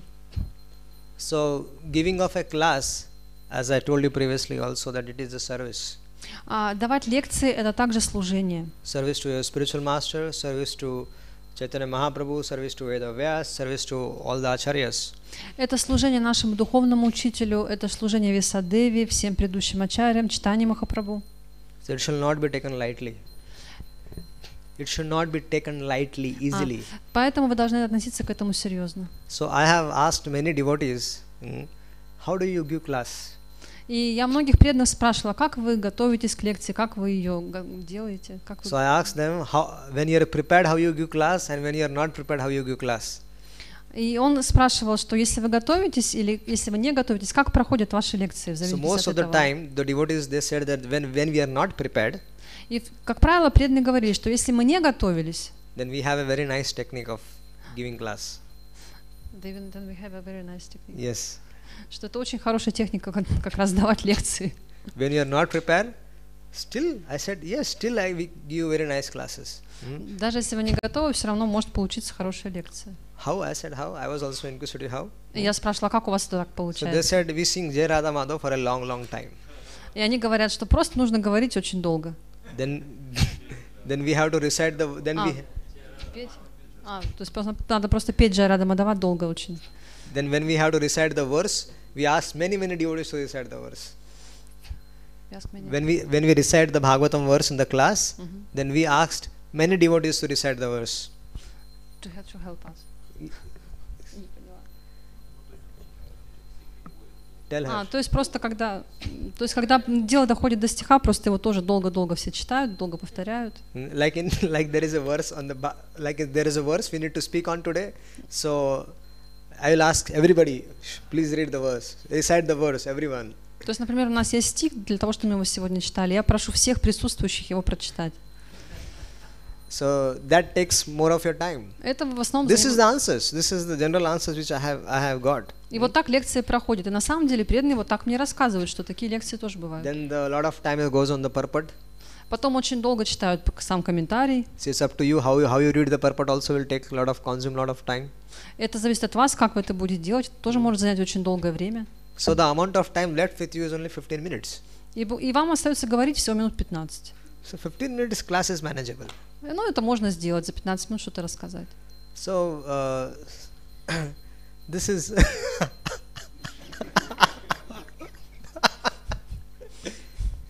so this is not one of our techniques, okay? Но это не входит в наши методы. So giving the class, it has to be in proper mood. И давать лекции нужно в правильном настроении. Because the people coming in your class, Потому что люди, которые приходят к вам на they're лекцию, putting their time, они затрачивают свое время. they're putting their money to come there, or time itself is a big thing. They're sitting in your class. То есть они затрачивают свое время, они сидят вот на вашей лекции. So it's very important that you help them give them nourishment. И поэтому очень важно, чтобы они получили удовлетворение на этой лекции. So this is an opportunity given to us to serve others, serve other Vaishnavas. То есть это наша возможность послужить другим преданным. So, but problem is when we are ourselves not nourished, how will we nourish others? Но проблема в том, что если мы сами не получили этого как бы питания, удовлетворения, то мы ничего не сможем дать другим. So when we prepare nicely, Когда мы хорошо подготовлены, we can give classes nicely. мы можем дать и хорошую лекцию. And So we request devotees that, for example, you have to give a class. И мы просим преданных, например, вам нужно дать лекцию. So you will speak for 1 hour, right? И вы должны говорить где-то 1 час. So all that you're going to speak should be in your notes. И все, что вы должны сказать, у вас должно быть записано. Or let me put in other words, you should make your notes so nicely that is from the notes you should speak. Или другими словами, вы должны так хорошо сделать как бы заметки, свой план, чтобы вы могли по нему говорить. When you are giving classes without preparation, Когда вы даете лекцию без подготовки, then you will not be focusing on that subject matter. You might deviate. вы не сможете сконцентрироваться на одной теме, вы будете отклоняться куда-то. Many times in Bhagavatam classes, it happens that they recite the verse, they read the purport, and then they go on their own track. Что часто происходит на лекциях по Бхагаватам? Лектор прочитал стих, прочитал комментарий и начал говорить на свою тему, на какую-то. And then after 1 hour is over, then they come after the roaming throughout the world, then they come to that verse and they end the class. И в конце этого часа, после того, как он попутешествовал как бы по всему миру, он возвращается к этому стиху и заканчивает лекцию. Srila Prabhupada has taken efforts to write purports. Шрила Прабхупада, он затратил определенные усилия, чтобы написать эти комментарии. But we don't put efforts to even speak what was in the purport. Но мы не прикладываем никаких усилий, чтобы даже уделить внимание этим комментариям. So this is the situation. Вот именно так часто и происходит. So this should not happen. Такого не должно быть. We request devotees that you should prepare your own notes. Мы просим преданных, чтобы вы приготовили свои собственные заметки, свой план. Two ways of doing it. Это можно делать 2 способами. Make handwritten notes. Первое — это от руки все написать. So handwritten notes will be, you will have to do this nice research and then you have to write down. So that is the preferred method. Это очень хороший способ. Вы можете из разных источников собрать информацию и все это как бы сложить вместе. We don't copy paste things. Вы не пользуетесь методом вырезать и вставить. You have to write it down. Вы это пишете своей рукой. So if you're going to speak for 1 hour, поэтому если вы будете говорить час, so you know number of points you will be going to speak on the class, so everything will be written down nicely. Вы знаете все темы, которые вы должны рассказать, у вас все идет по плану. And you will be focused on that verse. You'll stick to that verse. So, okay, I had to speak on this verse, so everything related to this verse I had to make notes on. И также вы всегда будете сконцентрированы на этом конкретном стихе. Все ваши заметки, они будут именно касаться его. In our school days, we used to write essays, right? Essays. А в школе мы все писали сочинения или эссе. So essay, if the essay was on a certain topic, если сочинение было на определенную тему, so we have to write essay on that topic. Мы должны его были писать именно вот по этой теме. If you write something else, the teachers won't give us marks. Если мы писали на какую-то другую тему, то учитель нам снижал оценку. Yes, так ведь было. Так было у вас? Right, this was the standard. Это же был такой стандарт, образец. If the essay was on write something about, for example, write something about the history of Russia. Если, например, сочинение было по истории России, so you have to write an essay a history about Russia. То вы должны в нем об этом и были написать. You cannot write something else. Вы не могли написать о чем-то другом. So similarly, when you're preparing your own notes. То же самое, когда вы готовите ваш собственный план for giving Bhagavatam class. Для лекции по Бхагаватам. So we will stick to that subject matter. Вы также будете придерживаться именно этой темы. So that will help you to give your class a better presentation. И таким образом ваша лекция она пройдет намного успешнее. So is there any questions? Есть вопросы по этому? Yes, Prabhu. Если комментарий достаточно короткий. If the purport is quite short. Yes, yes. What should I say? We have a solution. We will that Да, is мы об этом скажем.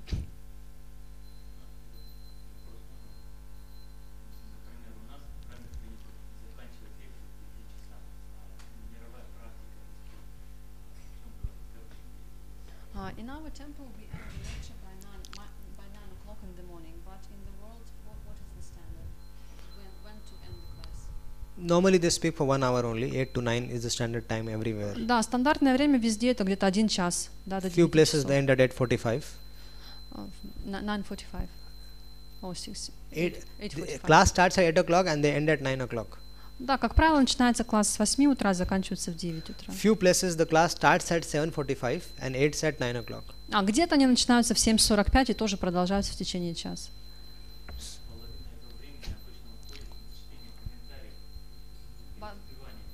But the half of this time usually is dedicated to singing and to reading the purport. Is it? И точно так же вы спрашиваете во всем мире, да, или нет? Is it the same in the whole? So actually we have only 30 minutes for the lecture. Yes, so we have to adjust accordingly what to do. Да, на самом деле так и есть. Просто мы должны как бы тоже подготовиться к этому. If it's normal, we will continue like that. So you can have some 10-15 minutes more. Normally there is a grace period always there. Grace period is always there, but devotees are behind prasadam, so they finish it quickly. So на самом деле мы можем как бы чуть-чуть продолжить на 10-15 минут, но, как правило, преданные ждут просада, поэтому. So when you know that you have to, the purport is long, then the grace period should always be given to the speaker. Если мы знаем, что комментарий длинный, то может быть какой-то определенный период, на который мы можем удлинить лекцию, так называемое как бы время милости. So can we shift on the next chapter subject? Мы можем перейти к следующей теме. How to give a class on one verse. Как давать лекцию по одному стиху. Any questions for the last topic? По последней теме есть еще какие-то вопросы? What is the second type of making notes? You said about handwriting? Yes. Second type is you make on your laptop and take printout. Да, второй метод делать заметки — это печатать их и затем распечатать этот текст. If you have no time left, then you can make it. You can type things, but you have to make your own notes, take a printout. Да, если у вас нет времени, вы просто на компьютере это печатаете, потом распечатываете себе эти записи. Notes are must for your class. Но заметки — это обязательно для того, чтобы давать лекцию. What you are going to speak in the class should be known to you before.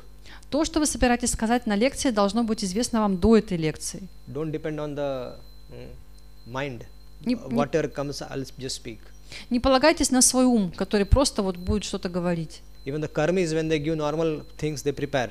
Даже карми, когда они как раз готовятся к каким-то выступлениям, они всегда уделяют время на подготовку. And we are giving Bhagavatam classes, and we should also prepare very nicely. А мы же даем лекции по Бхагаватам, мы должны очень тщательно готовиться. Yes, Prabhuji.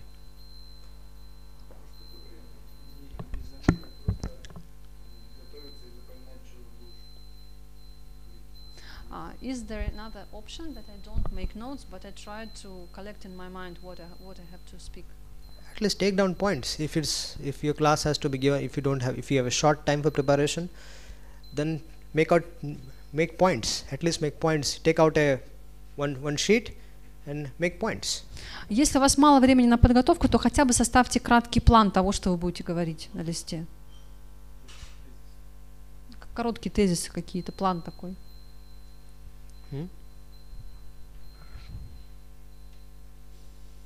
The whole concept is that you are prepared before you sit on the Vyasasana.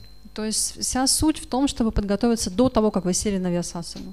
And when you prepare your notes, you have to prepare it with the help of Bhagavatam. И когда у вас есть ваш конспект, вы это сделали как раз с помощью Бхагаватам. And one should avoid offending devotee. Here, this asana is only for glorifying Krishna. Это асана предназначена для того, чтобы прославлять Кришну. We should not offend anyone on this sitting on this Vyasasana. Мы не должны никого оскорблять, сидя на этой Вьясасане. We should not speak ill about anyone. Мы не должны ни о ком говорить плохо, сидя здесь. We should not speak any other. We should not speak anything mundane from this place. На этом месте мы не должны говорить ни о чем мирском. This is Vyas asana. Это асана Вьясы. It means like sitting on the lap of Vyasadeva. Это то же самое, что сидеть на коленях у Вьясадевы. So we are representing Shukadeva Goswami. Мы представляем здесь Шукадеву Госвами.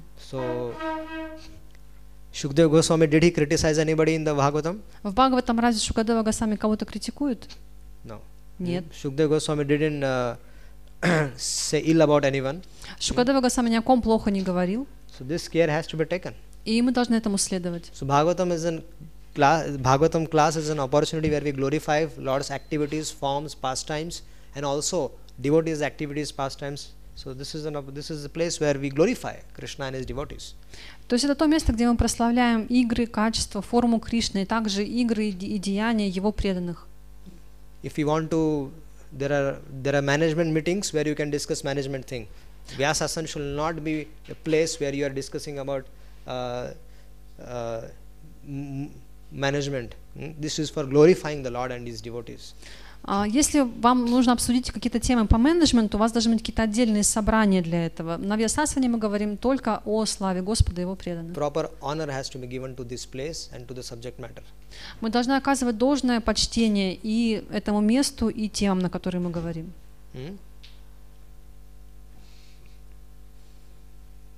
He came first.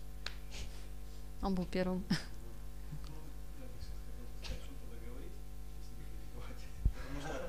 Ачарьи как раз в комментариях своих, они дают разбор, они разделяют материю и дух, они говорят, где плохо, где хорошо, то есть в основном идет как бы анализ. Как говорить.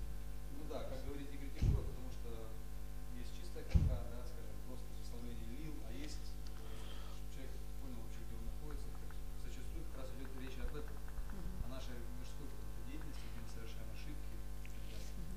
So the question is how to speak without criticizing, because acharyas they often tell us about what is good, what is bad, where is matter, where is spirit. They for example, criticizing materialists and so on. We don't criticize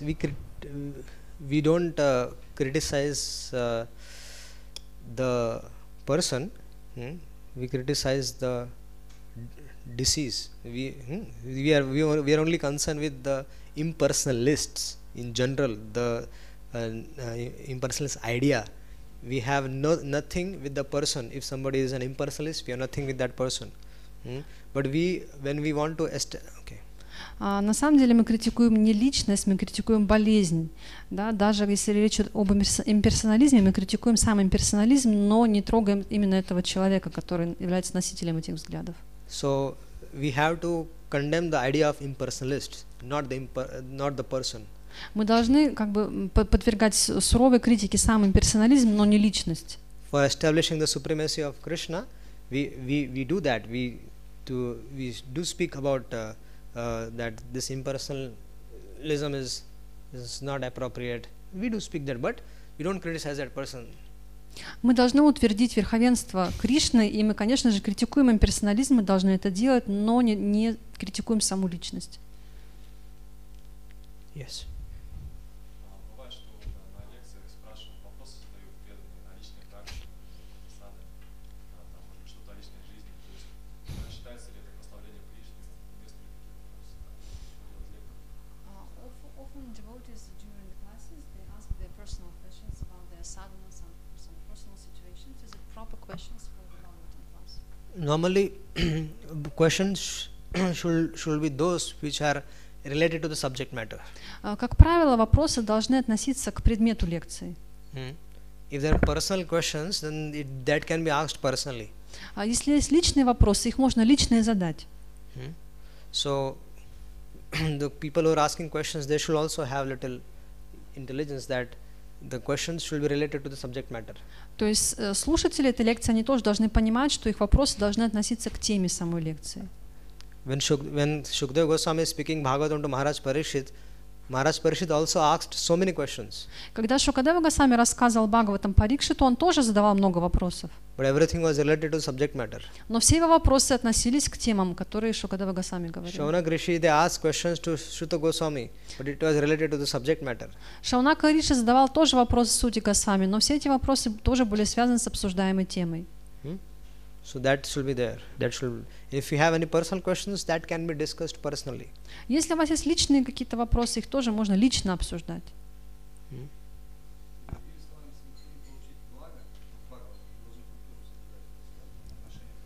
So if you want to gain some benefit from studying Bhagavatam, we have to follow a certain culture of relating to Bhagavatam, right? Yes. First is that we should have unflinching faith that Shrimad Bhagavatam is not different from Krishna. Да, первое, что у нас должно быть, это твердая вера, что Бхагаватам не отличен от Кришны. That is a topmost important. That is most important thing. Это самая-самая важная вещь. Раз уж мы стали говорить про этикет поведения слушателей Бхагаватам и лекторов Бхагаватам, может быть, еще что-то в этой связи стоит упомянуть. Когда старшие в зале, допустим, да, они могут комментарии свои давать, если лектор не очень, может быть, уверен в чем-то или обращается за благословением. Или, может быть, разговор завязывается между участниками, слушателей, как это лектор себя вести. Один слушатель к другому что-то начинает говорить.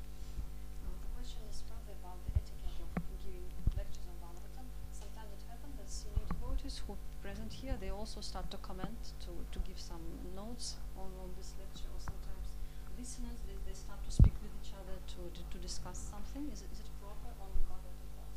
Yeah. So far, if you are not offending anybody, not criticizing anybody, that is allowed.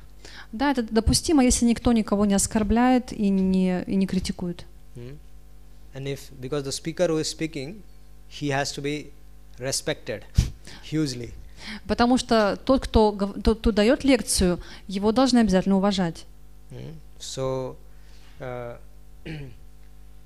he is on the Vyasasana, at least you should have high respect for him, because he is speaking about Bhagavatam. He might speak only 10% Bhagavatam, but we have to respect him. Человек, который сидит на Вьясасане, он в любом случае должен, как бы к нему должны отказывать уважение. Пусть даже он там 10% от Бхагаватам рассказывает, все равно он должен быть уважаемым. Because Bhagavatam is for glorification, not for criticizing. Потому что Бхагаватам, он для прославления, не для критики.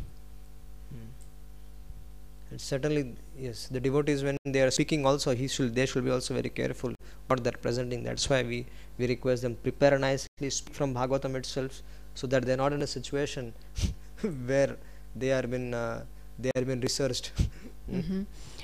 И поэтому слушатели, которые как бы тоже слушают, они должны уважать самого лектора, и мы поэтому советуем лектору тоже хорошо готовиться, чтобы он мог ответить на разные вопросы.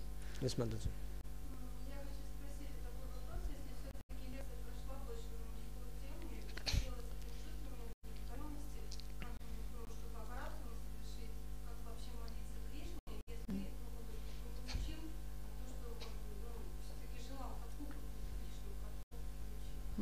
What to do if you were on a lecture on Bhagavatam and he wasn't satisfied and the whole lecture was on mundane topics? What to do with this discussion? How to play Krishna and how to neutralize this? You give class or someone else is giving class? No, someone else was giving classes and you were listening, and it was on mundane topics. If I was there, I will not sit again. Если бы я был на такой лекции, я просто больше на такую лекцию не пришел. I won't sit again in that class. Я просто бы больше такого не слушал. But that doesn't mean that we should disrespect that devotee. Но это не означает, что мы этого преданного не должны перестать уважать. Some seniors can correct him. Какие-то старшие преданные могут его поправить. But from my understanding, that if I know that I'm not able to relate with this person, I won't sit in his class. Мое понимание такое, что если мне как бы не нравятся лекции какого-то преданного, я просто на них не хожу. But I will offer all my respects to him. Но я ему выражаю все свое почтение. We respect each and every devotee, but if we can serve each and every devotee also, but that doesn't mean that we should hear from them. Мы должны уважать каждого преданного, мы должны служить всем преданным, но не каждого мы можем и должны как бы слушать именно лекцию. We can always keep respectful distance. Мы можем уважать человека на расстоянии. Because hearing also has to be from the like-minded people. The hearing has to be from the like-minded people. То есть мы должны слушать лекции от людей, с которыми у нас как похожий как бы стиль мышления, похожий стиль понимания. Chaitanya Mahaprabhu mentions this to Sanatana Goswami in Sanatana Shiksha, I think so.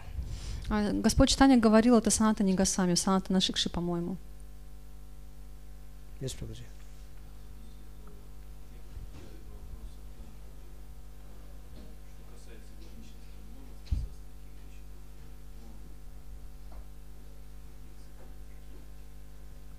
If somebody is asking questions to the lector about his some personal life, can he answer them? If someone is asking the lecturer some personal questions. Mhm.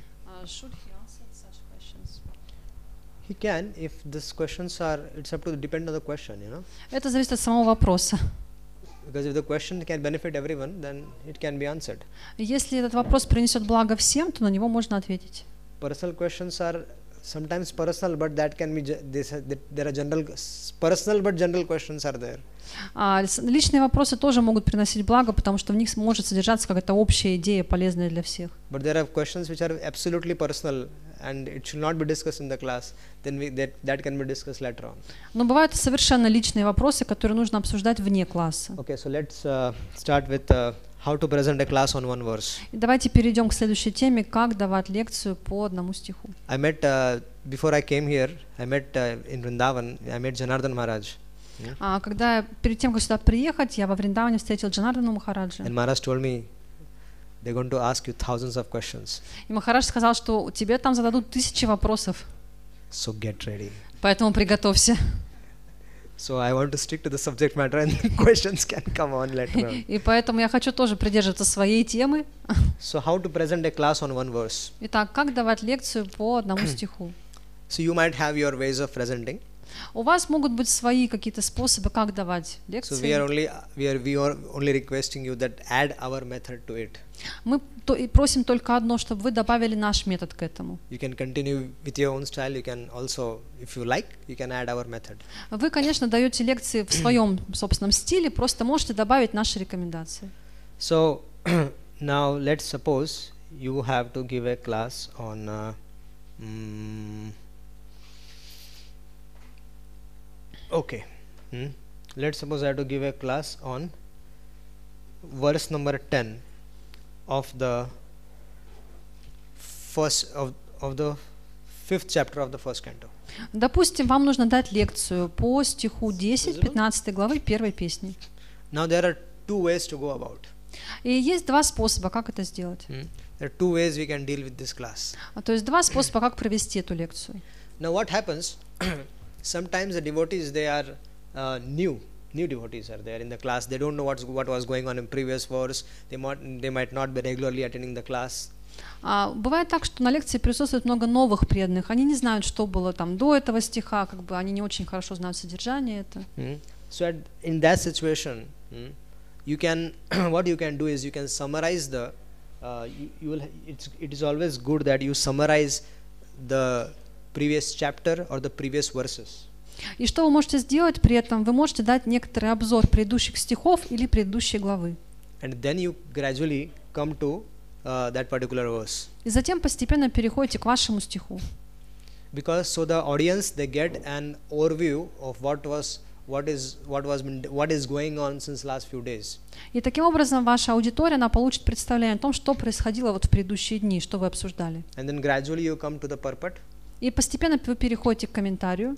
And then you explain the points from the purport. И объясняете то, что содержится в комментарии. Now, for example, here we are discussing the 1.55, the 10th verse. Здесь мы, например, обсуждаем 10 стих. Then we will advise you that we advise you that you summarize the last previous chapter, that is 1.4. The whole chapter you can summarize. И вы можете дать обзор всей главы, то, что было до этого. Summarize means not going, just giving an overview of the previous chapter. Обзор, то есть самое какое общее представление о предыдущей главе. Then come to this particular chapter. Затем переходите к этой конкретной главе. And you can briefly speak about the first 9 verses. И вы можете кратко сказать о предыдущих 9 стихах. Then come to the 10th verse. И затем прийти к 10 стиху. And speak from the purport.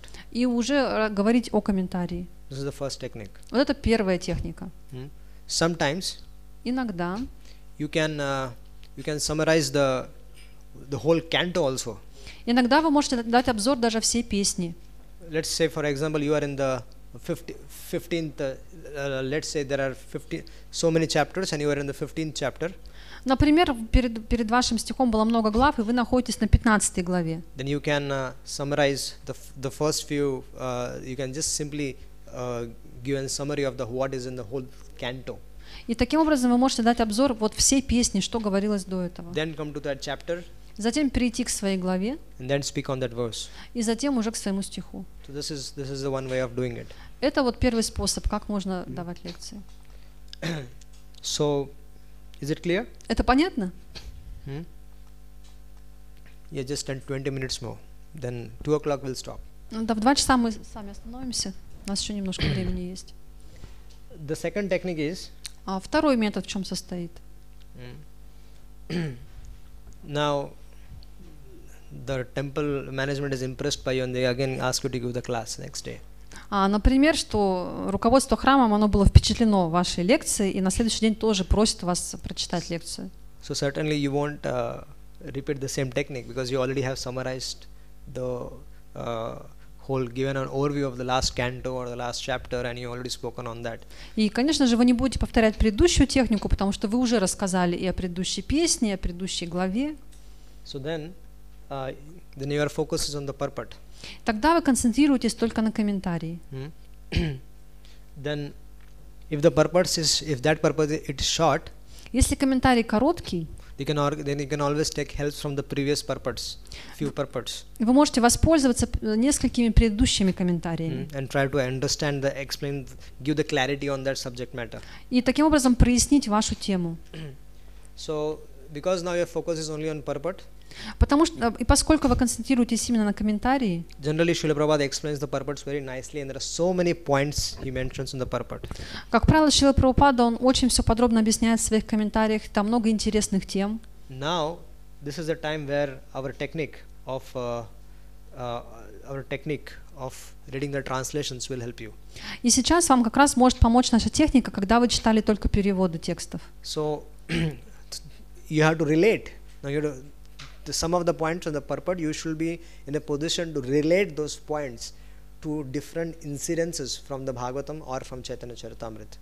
И те темы, которые Прабхупада затрагивает в комментарии, вы можете связать с различными историями из Бхагаватам или даже из читания Чаритамриты. So because you are explaining a point from the purport, then you should be able to give references from different subject matters from Bhagavatam or from CC.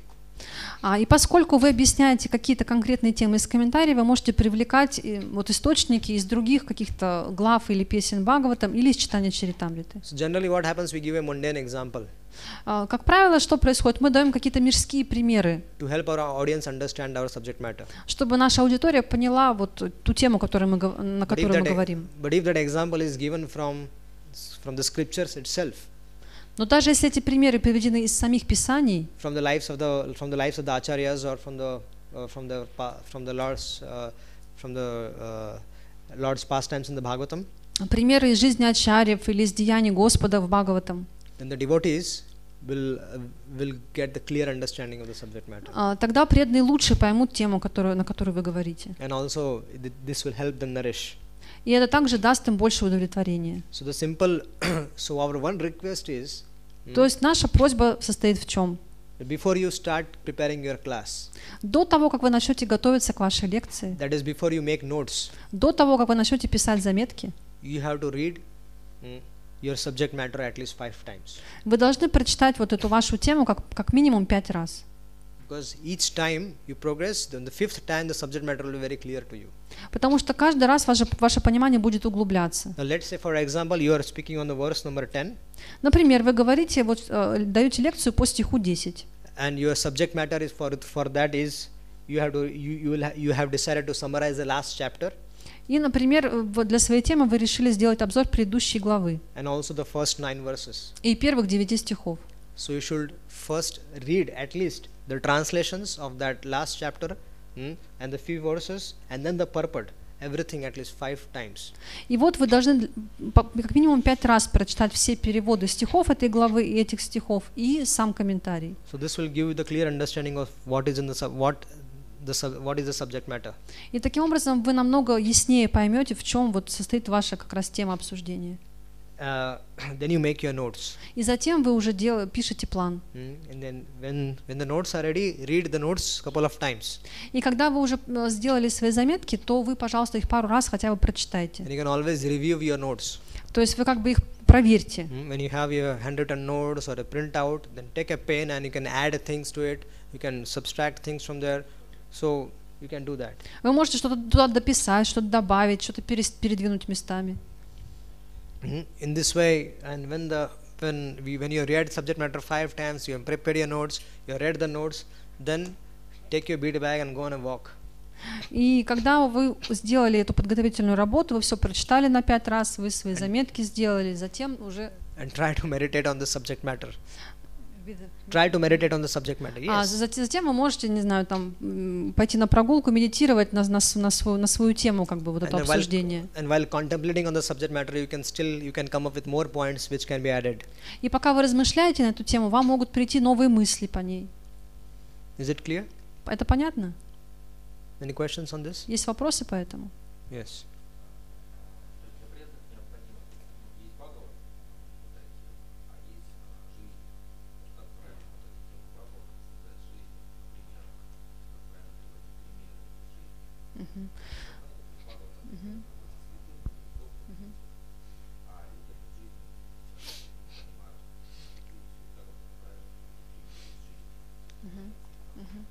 You said that there are examples from the lives of the saints, the acharyas, but how to connect these topics with our everyday experience? Because often people they don't understand how these examples are connected with our lives. How to proper examples? That is what the purport is for. The purport Prabhupada has explained in that way. Ну вот в комментариях Прабхупада именно так и объясняет. As per my understanding, I have read purports whole of Shrimad Bhagavatam. I have read at least 2 times. Лично я прочитал весь Бхагаватам со всеми комментариями 2 раза. And like this, the only translation I have read at least 10 times. А только переводы я прочитал где-то 10 раз. So I find it easy to explain. The Prabhupada gives very nicely the understanding of the verse and how it can be presented to the audience. И мое понимание такое, что Прабхупада, он очень ясно объясняет, как вот как раз объяснять Бхагаватам аудитории. He gives analogies also. Он также приводит аналогии. Explain the verse so that we can relate to that particular verse. Также он объясняет этот стих, чтобы мы его лучше поняли. He gives very nice. Он это очень тщательно объясняет.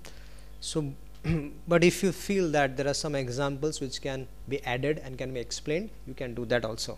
Но если вы чувствуете, что есть какие-то примеры, которые к этому еще что-то добавят, которые лучше эту тему объяснят, то вы можете тоже их приводить. But the whole class will be not like that. Но вся лекция не должна на этом строиться. Only to explain a certain point, you can take help of something and you can explain that. Только если это касается каких-то определенных вещей, вы можете для этого взять вот примеры из жизни.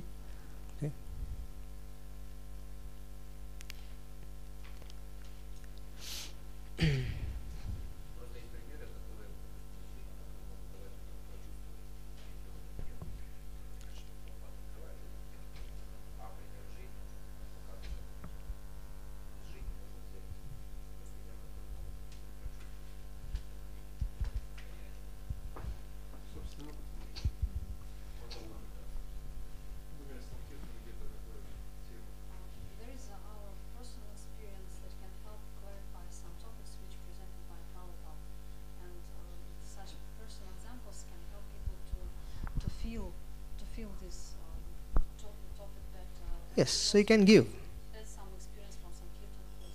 Yes, you can do that. Да, вы это можете делать. Yes, Sankirtan examples, whatever can help to give the clarity of that subject matter can be presented. Все, что вам помогает прояснить как бы вашу тему, это все это можно использовать. If certain example can help you clarify a point, you can present that point. Если какой-то пример помогает вам прояснить то, о чем вы говорите, то вы это делаете. But not to forget to come back to the original discussion. Но не забудьте вернуться к теме вашего обсуждения. Yes. Our whole thing is to help devotees understand the subject matter. Все, что мы здесь делаем, это просто помогаем преданным лучше понять тему. So you can give few examples. Поэтому, конечно, вы можете давать примеры. But ideal is that you give first Bhagavatam. Но идея в том, чтобы сначала Life of the Acharyas. чтобы приводить примеры из Бхагаватам, примеры ачарьев. First that should be presented, and then to add to that you can present that. Во-первых, нужно сделать это, а затем уже вы добавляете другие там собственные примеры. So that will be more healthy. Это будет как бы такой более здоровый способ. Okay, so I have 10 minutes with me, so. У меня еще 10 минут всего. So I wish to shift to the next. Поэтому я бы хотел перейти к следующей теме. Subject matter: how to present a seminar on Bhagavatam. Как давать семинары по Бхагаватам? How to present a 3, 5 or 7 day seminar, or 3, 4, 5, 6, 7, any number of days. Как давать семинары 3, 5 или 7-дневные? So The first thing is to select the topic from the Bhagavatam which you want to present. Первое, это нужно выбрать тему из Бхагаватам, которую вы хотите рассказать. And second thing is to know number of days you have for presenting. И следующее, это как бы определить количество дней, за которые вы будете раскрывать. If you know the topic, let's say you want to speak on, let's say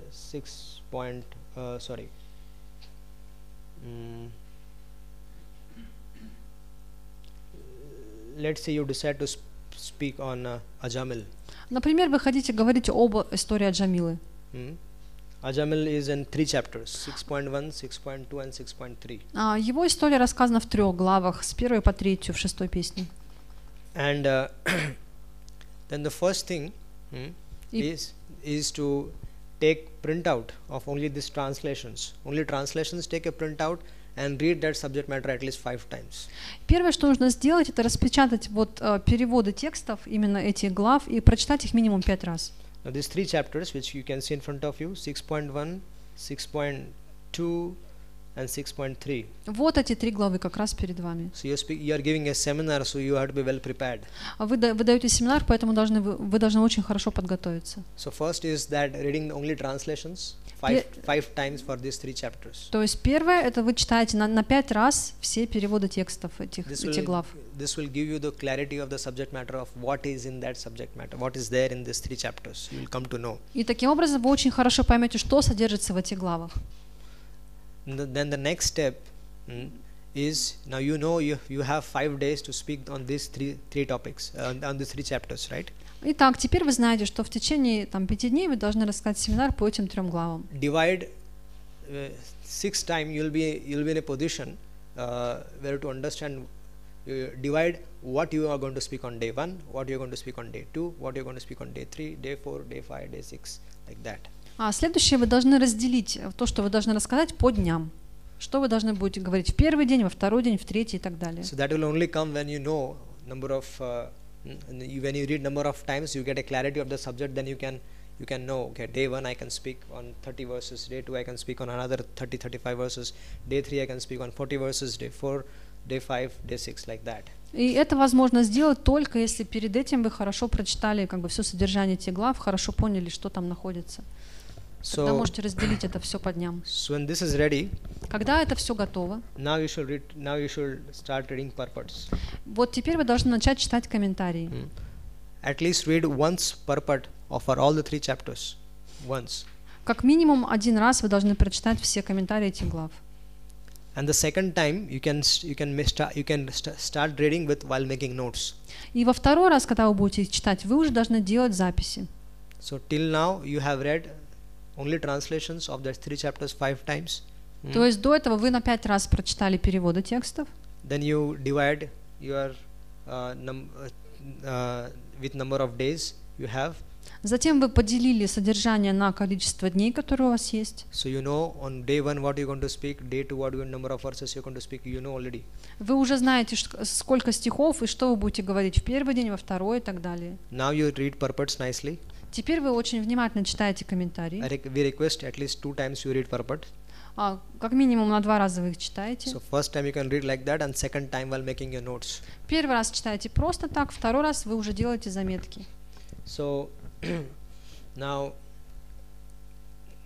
you know, let's say for example you're speaking on first 30 verses.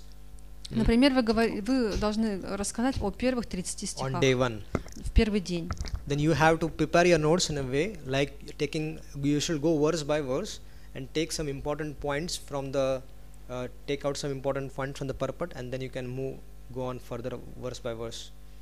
Итак, вы делаете свои заметки, вы пишете, что в каждом стихе будет важного, обозначаете самые важные темы. Sometimes there are long purports and it is not possible that we can explain everything from the purports. Бывает, что комментарии очень длинные и невозможно просто их объяснить все. So you have to take some points. Поэтому вы из комментариев берете некоторые важные вещи. Explain your understanding and then go on to the next verse. Даете как бы свое понимание этих тем и переходите к следующему стиху. Like this you can explain your 30 verses. И таким образом вы можете объяснить все ваши 30 стихов. In hours or in 1 hour or 1.5 hours time. Где-то за час или полтора. And so once your notes are prepared. Когда вы приготовили свои заметки for day 1, day 2, day 3, day 4, day 5, на все дни, на день первый, на второй, на третий, then we request that now when you're giving the seminar on that day, you should read your notes. И следующее, что мы рекомендуем перед началом как бы вашей лекции, вы должны перечитать свои записи. Normally preparation should start 1 month before, По-хорошему, вы должны начать готовиться за месяц до вашего so семинара, that you don't panic, чтобы у вас не было паники, and you have ample of time for preparation, чтобы у вас было достаточно времени для подготовки. and you can speak nicely. Тогда вы сможете хорошо говорить. So when you have 1 month in hand, you can read enough so that the subject matter is clear to you. И когда у вас есть этот месяц подготовки, вы все хорошо прочитали, то ваша тема, она вам самим будет очень понятна. When the subject matter is clear to you, then only you can explain with clarity to others. И только если тема понятна вам самим, вы сможете ее правильно передать другим. Sometimes it happens we ourselves are not clear on the subject matter and we speak on it. Такое случается, что нам самим не очень что-то понятно, и мы еще об этом рассказываем. So we are ourselves confused and we confuse others also. И то есть мы сами запутаны, как бы не до конца все понимаем, и другие люди тоже запутываются. So it's better to prepare very nicely. Поэтому лучше очень тщательно подготовиться. Otherwise, generally people they follow a technique. If you cannot convince them, confuse them. Иначе получится так, что вместо того, чтобы их убедить, вы наоборот их ведете в заблуждение. So this should not happen. Такого не должно случаться. So when you read nicely, by this such kind of intense study, this is our intense study program. И если вы все прочитали, следуя вот этой достаточно интенсивной программе, You take this formula and you apply on any subject topic of Bhagavatam and you will be able to give a very nice seminar. если вы примените этот метод к любой теме Бхагаватам, вы сможете давать очень хорошие Only семинары. you should be able to give good effort in studying the matter nicely. А вы должны приложить достаточно усилий, очень как бы внимательно отнестись к подготовке к таким And if семинарам. you yourselves get some doubts, get it clarified. If you get doubts while preparing your notes, if you get some doubts in your preparation, you're not yourself not getting the clarity on the subject, then get it clarified from seniors. Если у вас возникли какие-то сомнения в ходе подготовки к этому семинару, вы можете прояснить их у старших преданных. So you have to, while making notes, see that you always highlight some important point from the purport for that verse and you go ahead. Вы отмечаете самые важные моменты из комментариев, из стихов.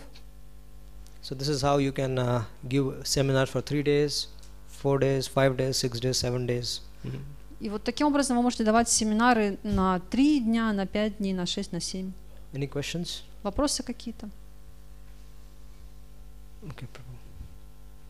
Когда лектор применяет вопросы, темы, то есть лекции, которые сам не является этим уровнем, например, према, бава, я не обсуждаю эту тему, потому что я не квалифицирован из того, что я ниже уровня. Насколько лектор может раскрывать темы, которые выше его уровня. Sometimes we encounter topics like prema, bhava, which we are not qualified really to discuss. And how to deal with these topics when we feel that the topics are much higher than our spiritual level? Only speak on those subject matter which with what you can relate to. Вы обсуждаете только те темы, которые вы можете хорошо объяснить, Which you understand clearly, которые вы сами хорошо понимаете. then only you try to speak. Только тогда вы рассказываете. That is advisable Вот таков совет. because one has to speak with realization. Потому что мы должны говорить с собственной как бы реализацией. So it is always advised that what you can if you understand the subject matter nicely and there is a clarity, then you present it. Even though it's a high subject matter, if your clarity is there, then you can present it. Если вы хорошо поняли тему, она вам очень ясна, то даже если тема как бы она таки касается высоких материй, вы все равно можете ее правильно объяснить. But also, just because the subject matter is very high topic, we should not touch it. That is not good. Но опять же, если тема для нас очень, скажем, далека, это не означает, что мы вообще не должны ее касаться. If you have clarity about it, and you can then you can explain it nicely. If you study it nicely, read it nicely, explain. If you can make your notes nicely and try to put it in a simple way and present it, then go ahead. Если вы очень хорошо к этой теме подготовились, она вам стала ясна, вы много прочитали на эту тему, и вы можете изложить ее простыми словами, то, пожалуйста, делайте это. Because high subject matters are also for discussing. Потому что мы должны обсуждать также и высокие темы. If in this human form of life we don't discuss, then in which human form of life will we discuss? Если мы в этом человеческом теле не будем эти темы обсуждать, а в каком теле мы их будем обсуждать тогда? So yes, we can discuss. Да, мы можем это обсуждать. But clarity of the subject matter should be there to you because you are a presenter, so it should be clear to you. Но самое главное, чтобы эта тема была вам самим понятна. So I normally, if I come across a verse which I myself don't understand, I'm not able to understand it, then I don't present it, the subject matter. Если я сам сталкиваюсь с темами, которые я лично не понимаю, они мне не ясны, я их не затрагиваю. But if somebody asks you questions on that, then you should be in a position to answer that. Если вам кто-то задаст вопросы на эти темы, ну вы должны быть в состоянии как-то им ответить. Yes. Up to you, Prabhuji. Sometimes those who, те, кто назначает нас на класс, просят нас дать класс по какому-то тексту, комментарии, но мы не понимаем, как это комментарий, сложно бывает, незнакомая тема. Как лучше даже какие-то изучения материалов не сильно. Sometimes it happens that somebody asks us to give a class on a verse or purport we don't really understand. So what should we do in this case? We just ask to do it. We are appointed to give a class. Then if the purport is very difficult, then we have a technique. The first technique, summarize the whole chapter, or you can summarize the whole canto. Speak on the last few verses, then come to that particular verse, and then whatever your understanding is for that particular verse, whatever you understand, and then try to relate that verse to the theme. Если вам попался, например, очень сложный какой-то комментарий, вы можете воспользоваться первой техникой, о которой мы говорили, что вы можете дать обзор всей песни, всей главы, предыдущих стихов, и постепенно перейти к этому стиху и связать его с предыдущими. Like I was in Vrindavan, just starting before for Russia, I was in Vrindavan. До того, как приехать в Россию, я был во Вриндаване. And the whole discussion is on Varnashram currently going on there. И там идет обсуждение темы Варнашрамы. Seventh canto, the last few chapters. Там обсуждаются последние главы 7-й песни Бхагаватам. So I was asked to give class. И меня попросили дать лекцию. So I did the same thing. И я вот сделал то же самое. I summarized the whole canto first. Во-первых, я дал обзор всей песни. Then spoke on the first 4 verses. I was speaking on the 5th verse, so I spoke on the first 4 verses. Я должен был говорить on the fifth verse. I was speaking the 5th verse, but I spoke on the first 4 verses. Я должен был говорить по 5-му стиху, но я также как бы суммировал первые 4 стиха. And I explained each verse, the last 4 verses. I explained them very nicely.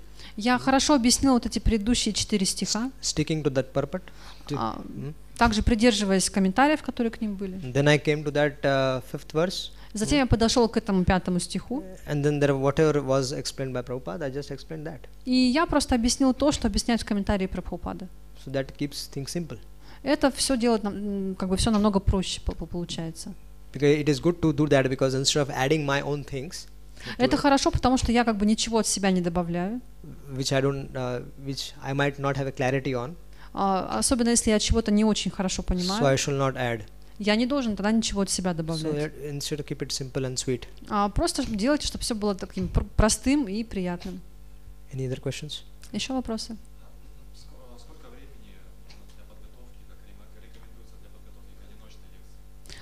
How much time should we give for preparing to one class?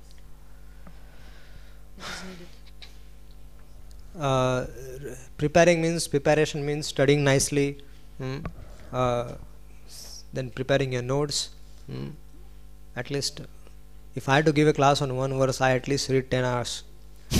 Если мы хотим подготовиться так, что тщательно все прочитать, сделать заметки, я, прежде чем вот дать как бы лекцию, я занимаюсь где-то часов 10. Prepare nicely. I mean, prepare nice preparation. If you have time. Если у вас есть время, то вы, пожалуйста, делайте это тщательно.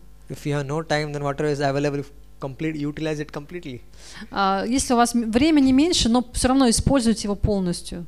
If you have time, then you can prepare nicely, more nicely. Если есть время, то вы можете более как бы внимательно подготовиться. Now suppose you have to give a class in next one hour. Бывает такое, что, например, вы должны дать лекцию вот в следующий час. Sometimes you are in a situation, suppose you have to give a class in next 1 hour. Например, кто-то подходит, там говорит: Прабhuджи, вы должны дать вот через час лекцию. So I quickly, I just refer to my this thing, translation technique. Я применяю вот эту технику чтения переводов. Go to that chapter. Перехожу к этой главе, которую меня просят. Take a printout or just read that whole chapter 2-3 times. 2 или 3 раза прочитываю все переводы этой главы. So in 20 minutes or 15 minutes I read once, I read twice and thrice. So in half an hour or 45 minutes I read the whole chapter 2-3 times. И за полчаса я могу эту главу прочитать уже достаточно много раз. So I know what is now before I had to sit on the Vyasasana, I at least know what is the chapter all about. И прежде чем сесть на Вьясасану, я уже знаю, о чем эта глава. And also I see that I read the purports 2-3 times. И также 3-4 раза я читаю все комментарии. So there is no time for preparation now, making your notes. Нету времени для того, чтобы сделать заметки. But still, you know what is in the whole. While reading the translation technique, you know what is. You get an overview of the chapter.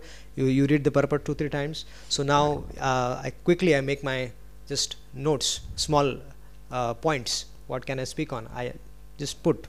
I can speak on this. While studying itself, you can make your points. Но поскольку я уже много раз прочитала саму главу, я прочитала несколько раз комментарии, я могу сделать очень короткий план лекции, о чем я могу здесь поговорить. Summarize the whole chapter and then come to that verse, speak on that verse, speak from the purport. Simple. То есть я могу сделать обзор этой главы, затем рассказать стих, сказать о комментарии, и все это будет достаточно просто. So even in 1 hour's time you can prepare a good class. То есть даже за 1 час можно хорошо подготовиться к лекции.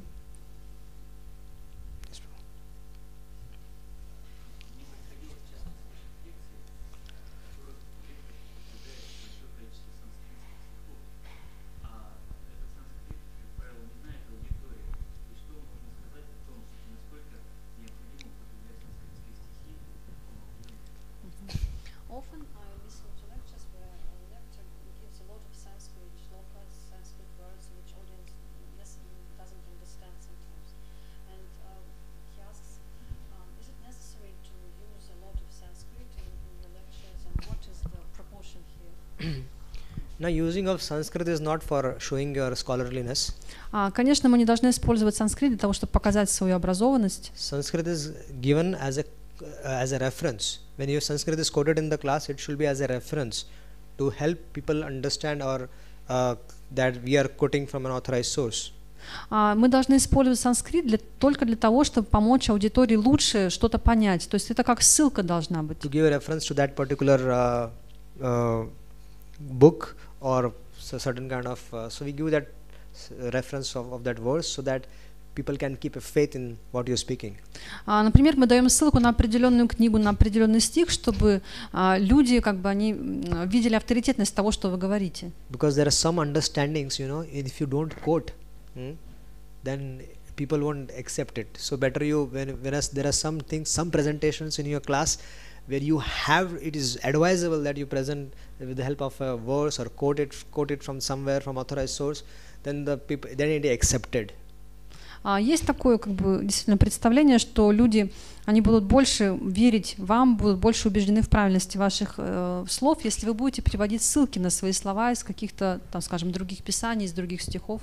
So always it is not that you have to quote 10 verses or 20 verses in the class so that your class will look wow. Это, конечно, не должно быть так, что вы цитируете 10 стихов, 20 стихов, чтобы все рот разинули. This is not the main goal of quoting Sanskrit. Нет, не в этом цель использования санскрита. Giving a class is to explain that subject matter of the verse should be able so that we become a medium to help others to understand that verse nicely. Цель нашей лекции это для того, чтобы мы слушатели хорошо поняли тему, которую мы обсуждаем, этот стих, и все, что мы используем, должно быть только для прояснения этого стиха.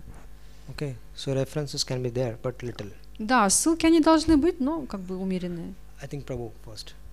Prabhu. Первый вопрос по технике. Насколько я знаю, то, что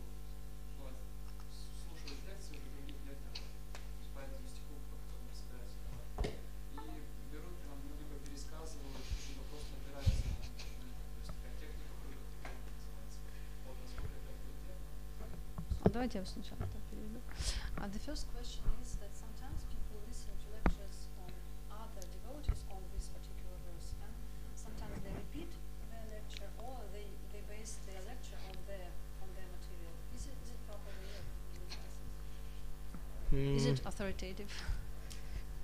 If that devotee has not, if he has just not prepared himself nicely and is not speaking correctly on that understanding, then if you are repeating the same thing, then this is not good. So always it is advisable, you can refer to those lectures, but stick to your own preparations also. Совет такой, что вы можете ссылаться на других лекторов, но и сами тоже должны хорошо подготовиться и следовать как бы своей теме, потому что очень как бы плохо получается, если вы сами до конца не поняли тему и просто пересказываете другого лектора. Prepare yourself nicely, and if you have time, then you can hear some other classes on the same verse, and whatever good points you get, you can add to it. You can add those points to your class.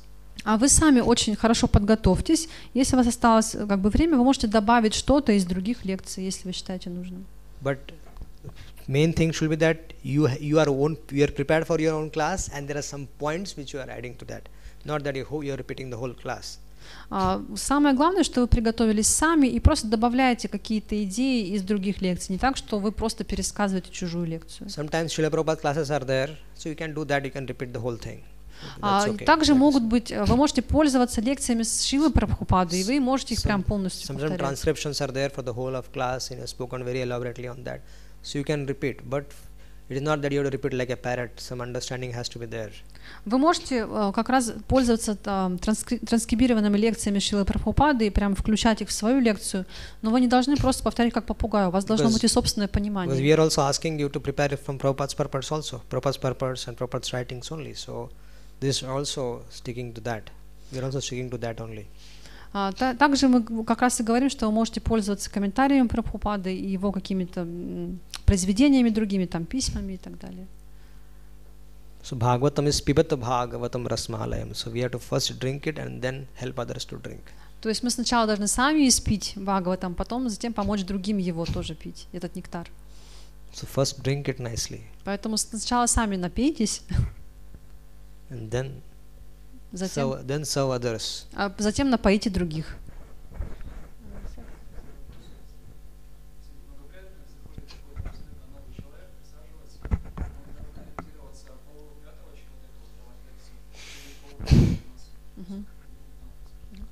Sometimes it happens that during the class some absolutely new person comes. And should we redirect our lecture No. to him or for the audience? No. Let the new person come and sit, but what you are there, what you are prepared, you can speak in that way. Нет, если зашел новый человек, все равно вы должны следовать своему плану лекции. Because for one person you cannot disturb others. So there are devotees who are sitting in the class. He can also understand some things, but he can also ask questions. But you can make it, some points can be explained in simplified way, but better you stick with your original. Из-за одного человека вы не должны беспокоить других. Поэтому он тоже что-то может понять. Какие-то вещи, может быть, вы скажете, может, более простым языком, но в основном вы должны ориентироваться на преданных.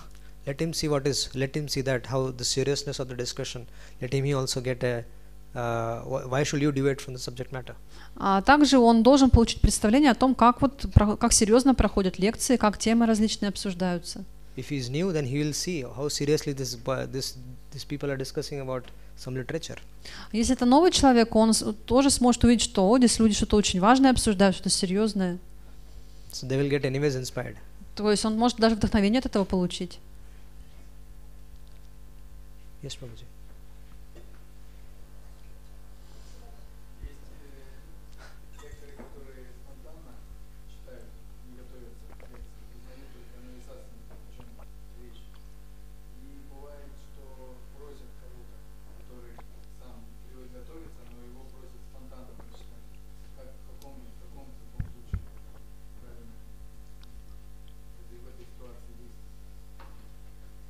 Спонтанно?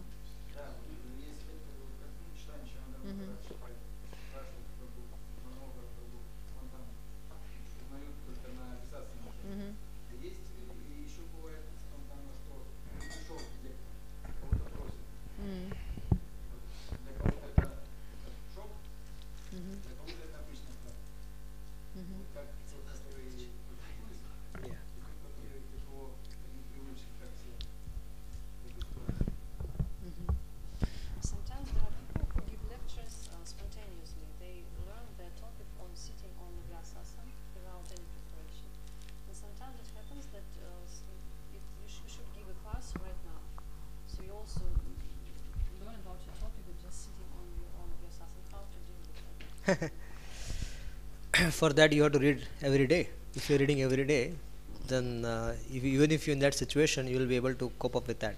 Для этого вы должны читать Бхагаватам каждый день. Если вы его читаете каждый день, вы сможете справиться с этой ситуацией. That's why half an hour at least every day we recommend everybody should read. Поэтому каждый день мы должны хотя бы полчаса читать. Sometimes it happens, I just arrive in certain temple, just at around 6 o'clock, and I have been asked, Prabhuji, in 1 hour's time you have to give a class. У меня такое часто бывает, я куда-то приезжаю, там в 6, например, утра, и мне говорят, вот, Прабхуджи, вы уже должны дать лекцию. So when you're already studying every day, then you won't be in difficulty. You won't be in a difficulty. Если вы занимаетесь каждый день, то для вас это не будет сложным. Difficulties will come when only for giving class you are preparing. А сложность — это когда вы готовитесь только перед занятием. So, Hare Krishna. Thank you very much. Hare Krishna.